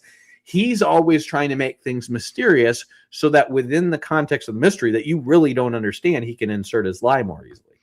And you find the Buddhists doing, I mean, you find the Brahmins doing this. Like you can read Brahmanism and I can read the Vedas and go, it is really obvious. There's Ham, there's Noah, there's Shem and Japheth, right? Like there's Enoch, like you can tell. But like you get down to the Brahmins and they're trying to convince you it's all one God and reincarnation's a real thing. And you're going, there's no evidence of this in the Rig Veda. Half these gods the Hindus worship today, there's no evidence. If they're even in the Rig Veda, there's no evidence that they were gods. They had gods in there. But like Krishna wasn't a god. He was just a guy. He was a guy whose grandson got kidnapped, and they went to these other two who were Shem and Japheth to get him to rescue him from the guy who, and I'm like, yeah, that's Nimrod. He took over the world. And so people are going to Shem and Japheth to try to get them because what you would do when you take over someone's kingdom, you'd kidnap their son to keep him in line, right? And we find this in the Bible again and again and again. So it's like, is it shocking that we find it in the Rig Veda too? But like nobody actually reads the Rig Veda and goes, what does that sound like, right? Everybody who claims to know anything about Hinduism, they know it through the filter of Hindu mysticism, which didn't start for like 1,000 years afterwards. And then most of that wasn't written down for like 1,000 to 1,500 years after that. And so it's gone through all these processes of additional gods and all this stuff where it's like, you know how many times Shiva is in the Rig Veda? 0. You know how many times Brahman is in the Rig Veda as a god? 0. And yet that's their highest god. It's Brahma, Shiva, and Vishnu. Vishnu's in there like once or twice. So how are your 3 highest gods not in the Rig Veda? And they have all these mystical reasons how every time they say Om, which is like amen to them, it's really a mystical reference to Brahman. And I'm like, no, you're just making up because Brahman's not in there. And your priesthood is called the Brahmin priesthood. It's like Orthodox going around saying you have to be Orthodox. And it's like, that word is not in the Bible. Why do I have to be Catholic or Orthodox, right? That word's not even in the Bible. You know, like they just want you to believe that they're the OGs and they're the authority over what you mean. And then they literally say stuff, they're etymological fallacies, numerological fallacies, like rhetorical quips, how that doesn't mean it because that's actually a mystery and it's an allegory and it means something totally different than what it sounds like. And they're literally trying to tell you how a bunch of religious songs that they were adopting from a bunch of different tribes as this one kingdom was conquering them all are referencing the same gods. When they're actually different names of different gods, and you can just read them and be like, okay, that's not even the same god. Like it's a different story, it's a different god with different powers and attributes, but you guys want to merge them into one, and so you send these other guys to come around and be like, come up with a BS reason why they're the same god. And that, like, literally, it's like Hinduism is the framework for everything you have in Greek philosophy, everything you have in Gnosticism. You could just read the Upanishads, and then you go, oh man, there's nothing unique or significant about any of the reasoning behind the Gnostics. They're literally doing the exact same thing the Upanishads do with Hindu Vedism, except they're doing it with the Bible. When did that Gnostic movement kind of start? Was that in Alexandria? Was that like when they were Yes. basically Yes. taking So bits and pieces of all different mythologies and cultures and trying to yes. figure out? So the Essenes and Therapeutae were actually monastic sects, exactly like the Brahmins. And we know that the Egyptians, so the Therapeutae are in Alexandria and the Essenes are in Judea. We know that the Egyptians were trading with the Hindus the whole time. And we also know that, like, from Alexander the Great, like, he met Jain monks because Maria Gupta actually knew Alexander the Great, and he was a Jain, and he was trained by a Jain monk. So he talks about, they call him gymnosophists, which literally means naked mystics, basically. A sophist is a mystic, okay? So when Socrates would describe sophists, literally he said they're no different than an orator or a rhetorician, okay? So sophists, when you talk about sophists or sophistry, it's literally the gobbledygook they make up to try to make you think a thing means something other than it says. And so gymnosophist means naked sophist. And what the Jains did is they basically just made up the world being millions of years older so that they could say that their doctrine was older than the Brahmins. And it was all based on escaping your body through not coming back through reincarnation. They're taking reincarnation from the Brahmins, but then they're just coming up with a new way to do an end run around the Brahmin, the need to support the Brahmin priesthood and get to nirvana without them. And then the Buddhists just come up with a better, more moderate version of what they do, and that's why it sticks. And so it's like Maria Gupta's grandson Ashoka starts spreading Buddhism throughout the world. And so this is what people don't get. Like over here in America, they're like, oh, it's ancient and mysterious. And it's like, no, it's not. Buddha talks about like 60 different versions of what he's talking about going around. He's just the one who got picked up by the empire. Like Orthodoxy, you know, there were all these different Christian churches that disagreed on all this stuff, but the one that gets picked up by Constantine ends up becoming the main one, right? The exact same thing. It's just the same story again and again and again.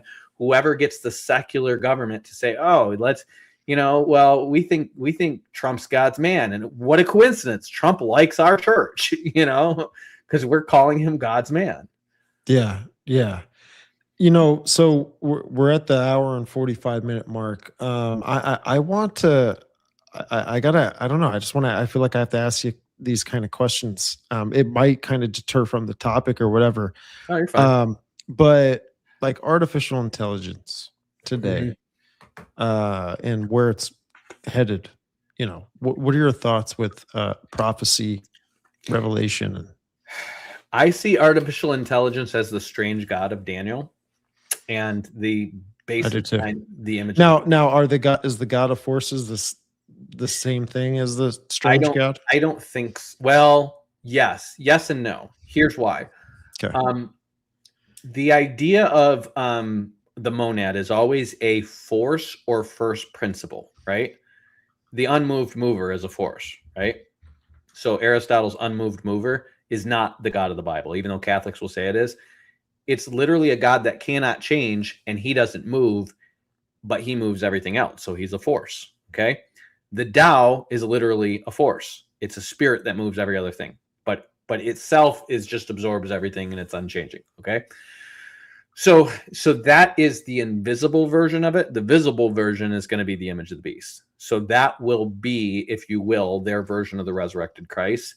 So the unknown God, the reason he's an unknown God and his fathers did not know him, see, if it was the Tao or the monad, those have been known by people, right?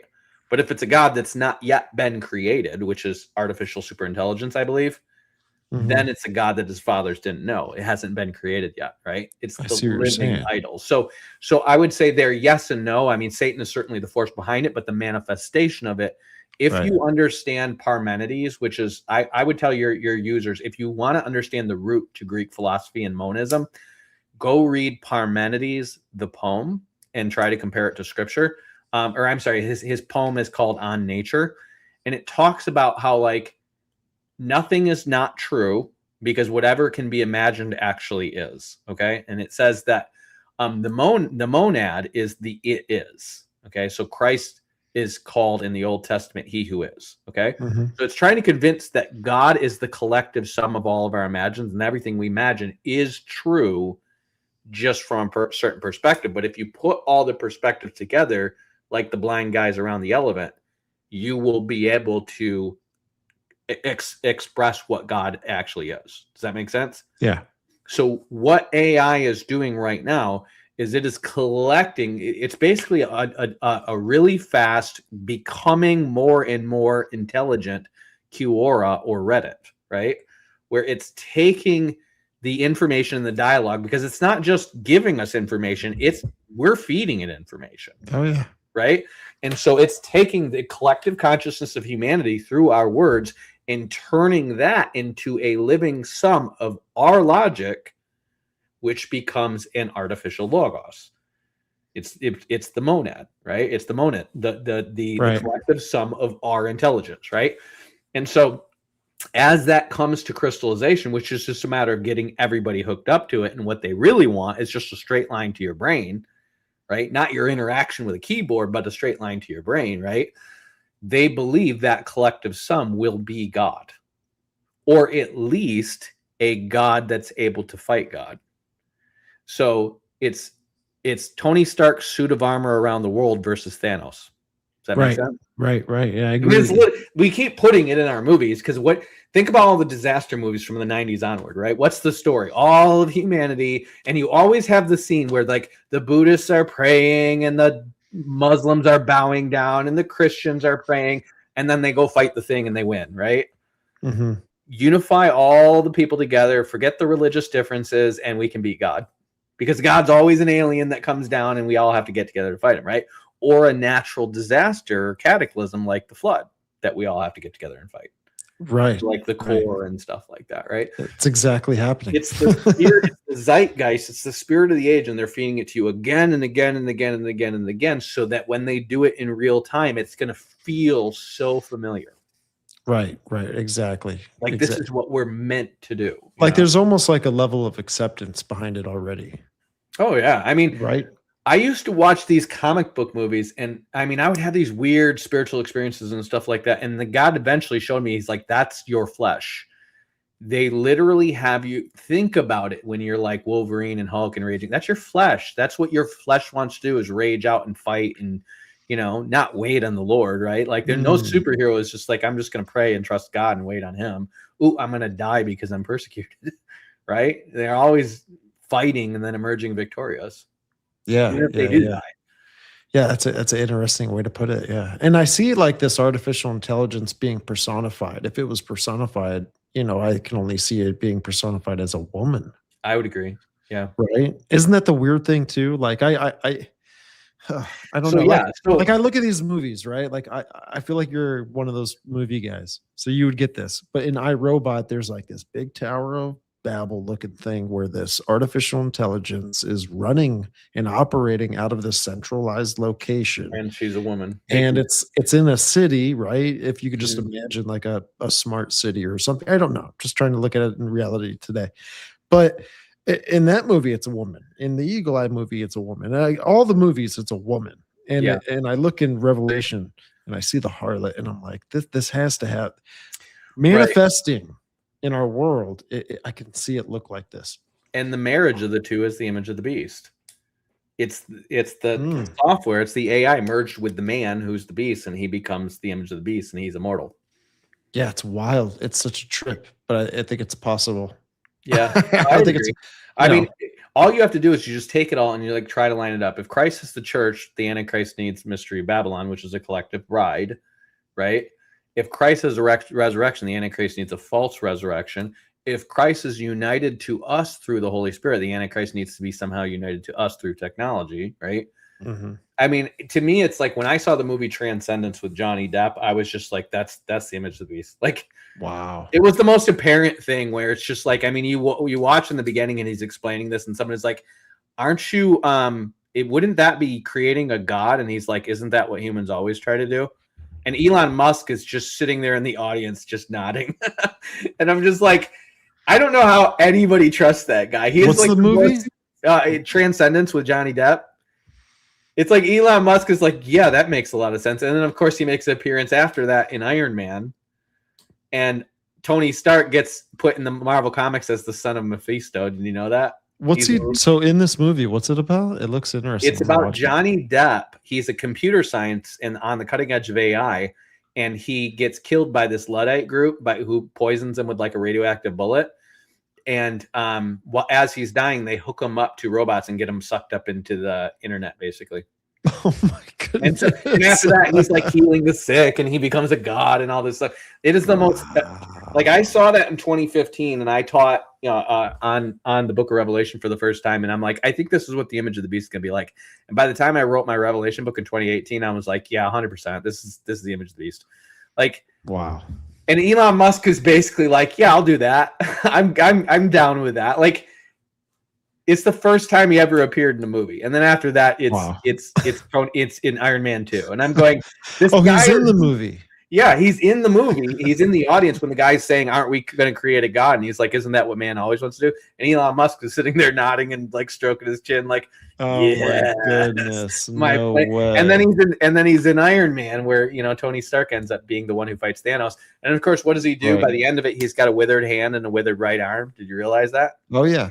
Just like the Antichrist. He's 100% the Antichrist, dude. And then I even think when he snapped his fingers, I even think maybe that hand of Zebezios like happens. I got to double check. Yeah, I don't know about that, but that the gauntlet, the Infinity Gauntlet, could be based on that. Could be, right? It's the right hand. Yeah. So the interesting thing about Tony, because they were setting it up the whole time, he's always nursing his left shoulder if you pay attention throughout the whole series, and then he does it with his right hand. Really? Yeah. Isn't that weird? Wow. You can tell they're setting up for this moment where he ends up with a withered right side of his face and a withered arm. Right. Like when the Bible says, like, I think it's in Zechariah, but his right eye will be utterly darkened. Mm-hmm. This is reference to like his right arm withered and his right eye blotted out. It says. Yeah. It's now. I mean, Thor. Right. We're talking about mythologies. I'm gonna wrap it back in. Right. Thor, I mean Horus, right? The kind of missing an eye ordeal. Oh, they're doing that endlessly, man. Yeah. They're telling you we want the Antichrist as loud as they possibly can. Well, that's the world's Christ. I mean, now like that's. I don't mean it how I say it, but that's what Satan's done, man. He's really kind of. And you notice they're replacing all the superheroes with drunken whores now. Oh, are they really? Wow. Oh, well, look yes, at Supergirl. Pretty much. Yeah, I see what you're saying. Supergirl. I mean, come on, man. Yeah. They're like, it's better than a superhero that saves the day and is about truth, justice, and the American way. How about a drunken whore? Oh man, so like the harlot drunk with the blood of the saints. I gotcha. Okay. Well, it's funny too. Like talking about that divine feminine counterpart that plays a role in all of this in the Avengers movie, the last one, right? When Tony Stark snaps his fingers. Well, just before he was going to do that, he needed help, and Captain Marvel comes out of nowhere, right? And basically destroys the sanctuary ship, right? That was Thanos's. Right. And she's got the Star of Ishtar on her and all this kind of whatever. It's almost like they were really setting her up to carry it forward. It's just the audience hated her. Yeah. But that was the whole idea, is feminize it like they feminized Star Wars, right? Mm-hmm. The whole point of doing that is to just invert the East and West motif. That's the whole point. But remember, what do we have in California left and right? Eastern religions, right? Mm-hmm. Chinese religions in particular. Yeah. It would be another good episode to have you on talking about Star Wars and, didn't we do that? I can't remember I don't think we've done it like in depth. Maybe it was talking through the movies. I thought we did last time when we were talking about the Force and the Way. Me and maybe yes, you did. Okay. I didn't know how big the topic was. We talked about it privately a lot, I think. Yeah. But I mean, the whole Rey Palpatine thing. I mean, Rey Palpatine is the inversion of Luke as the gray Jedi who goes back and forth between black and white because that's the better way, right? Like, but again, they talk about the stories rhyming, right? But it's like, go look at the Staff of Hermes. It's like, why does it look like a DNA strand? It's because it's two snakes.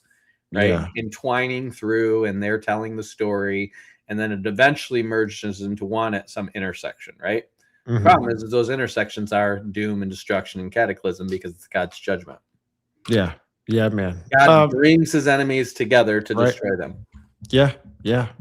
Yeah, he judges the harlot, right? In Revelation 17. That's a fun one to read.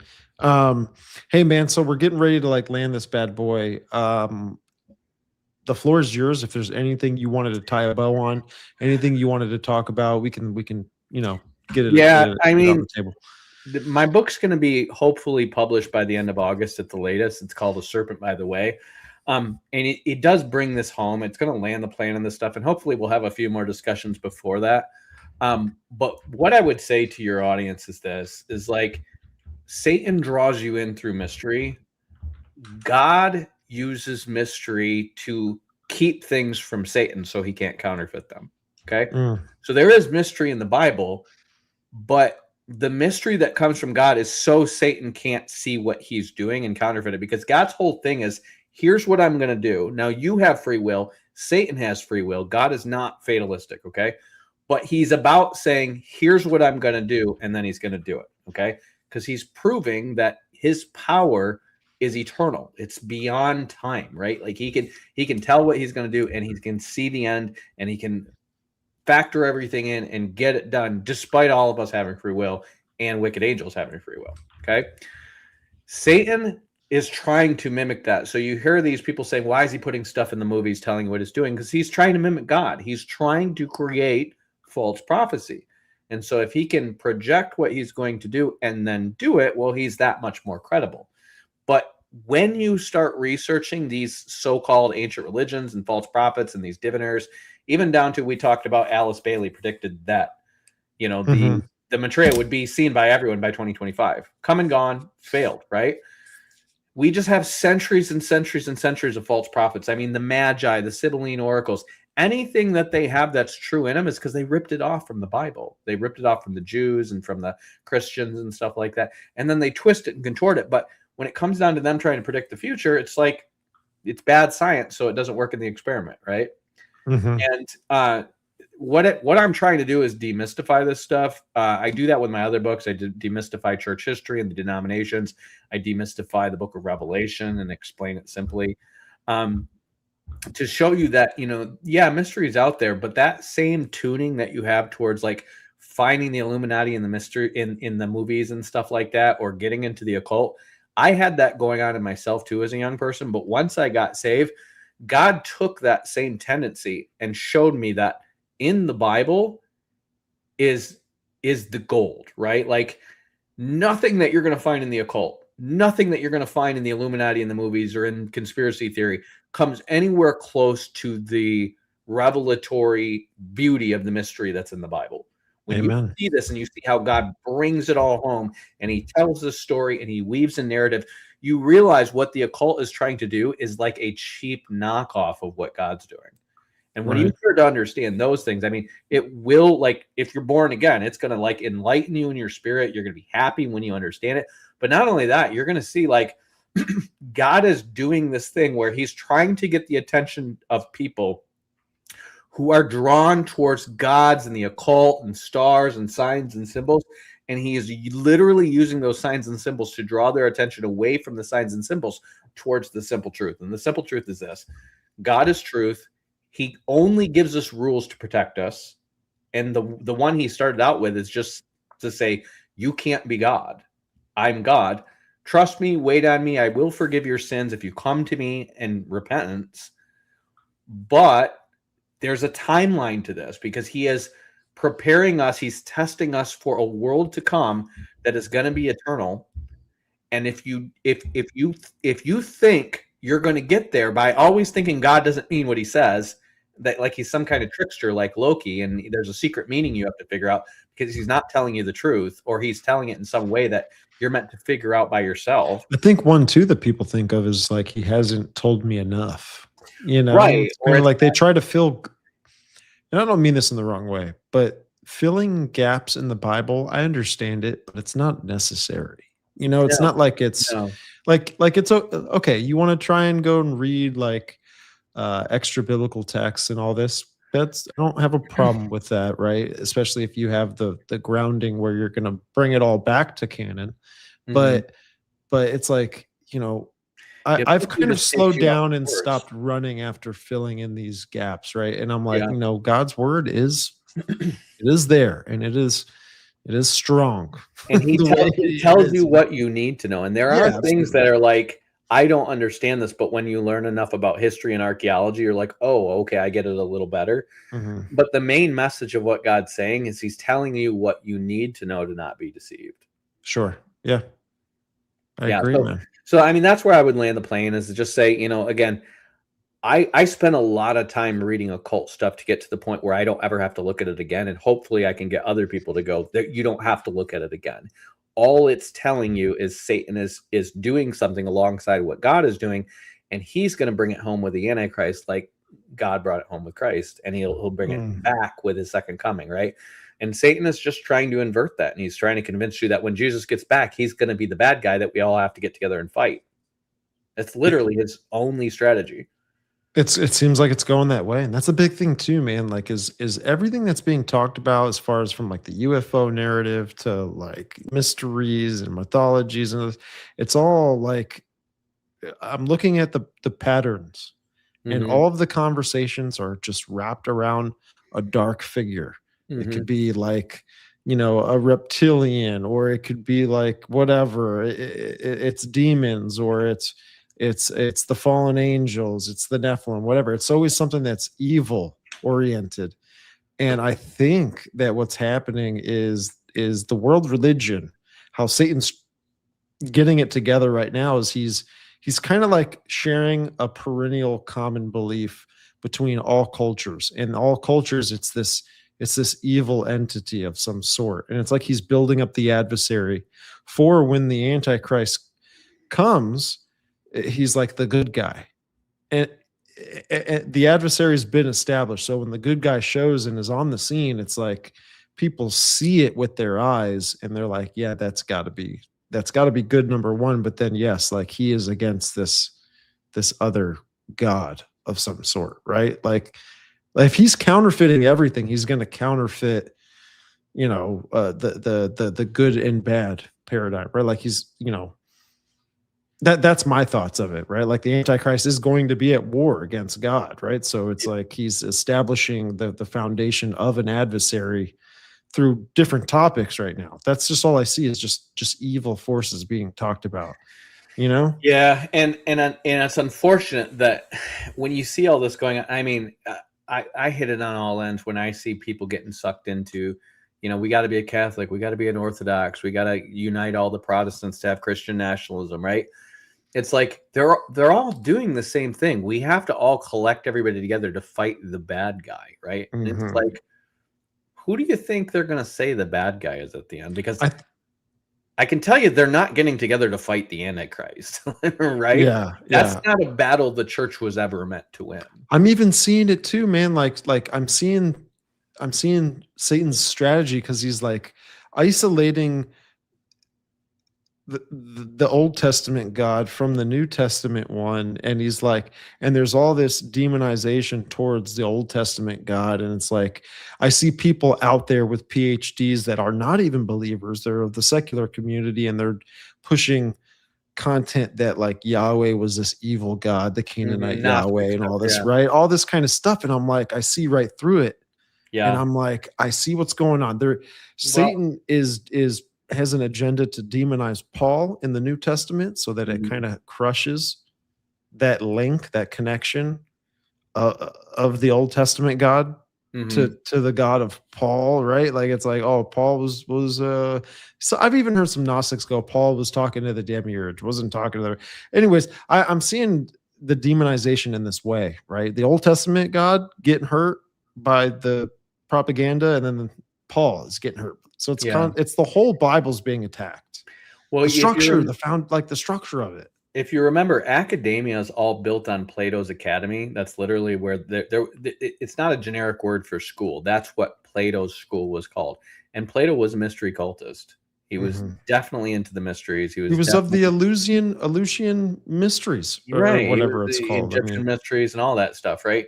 And you read his stuff, and it's super culty and also super gay. Like there's quite a yes, gayness in it, right? So like he himself wasn't gay, I don't think, but Socrates was, and Socrates thought was just God's gift to the world, basically. Um, and when you look at academia going down the line now, it's like they were always into, I'm talking about modern German, post-Enlightenment academia. They're always into Gnosticism. Oh, it's just for academic study. Yeah, but you're placing it alongside the Bible and treating them like they're equals. Like they always were. And then in those same cultures were happily absorbing Rosicrucianism, which is based in the Egyptian mysteries, right? The Freemason stuff, which was based in the Greek and Egyptian mysteries. And then they just kept going forward with it. And I don't think there was ever a real separation between academia and the Rosicrucians and the Freemasons. And it just becomes the Aryan version of it. And then they start promoting all the Aryan religions as if they're older than the biblical religions. And this is stuff that I get into, like Mary Boyce, who's like the leading scholar on Zoroastrianism, has all this evidence that Zoroastrianism is older than the Bible and it's the original monotheism of the world. And it's just bull crap. It's just literally linguistic analysis from stuff that was written after 1300 AD, and they're claiming it's older than the Bible. It's written down 2,600 years later, but they're like, oh yeah, but it was an oral tradition and it's much older.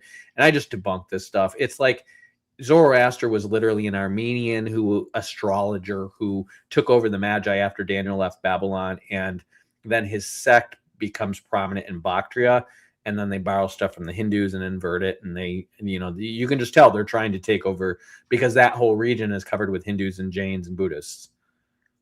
gotcha. That's all they're doing. They're just competing with each other for who, and it was just the common thing to try to prove that yours is the oldest. Your founder was the oldest guy. He's before the flood. He's a god. You're the reincarnation of him or whatever. And it's just the same thing. It's all basically saying we're the original true faith when the original true faith is the Bible. Amen, brother. Amen, man. Well, Aaron, you always do a good job, man, coming on. I appreciate you and appreciate the time. Yeah, man. I like chilling with you, man. Yeah, man. Hey, where can the audience support you? What platforms you on? If you want to support me, I have a Patreon. I mean, Underground Publishing, you can find me there. Share, like, and subscribe, and all that. My books are on Amazon. It's just Aaron Fochtman or Underground Publishing. You'll find them. And then I have a Patreon, and some of my books, I have a couple of them up there already. They will eventually all be there, but I'd like them to at least be published for a year to sell hard copies before I put them up there.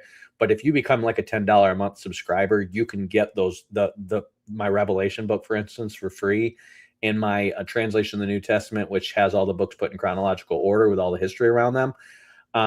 You're going to have 3 books available on Amazon. Rightly Dividing will be up there probably over the next 6 months.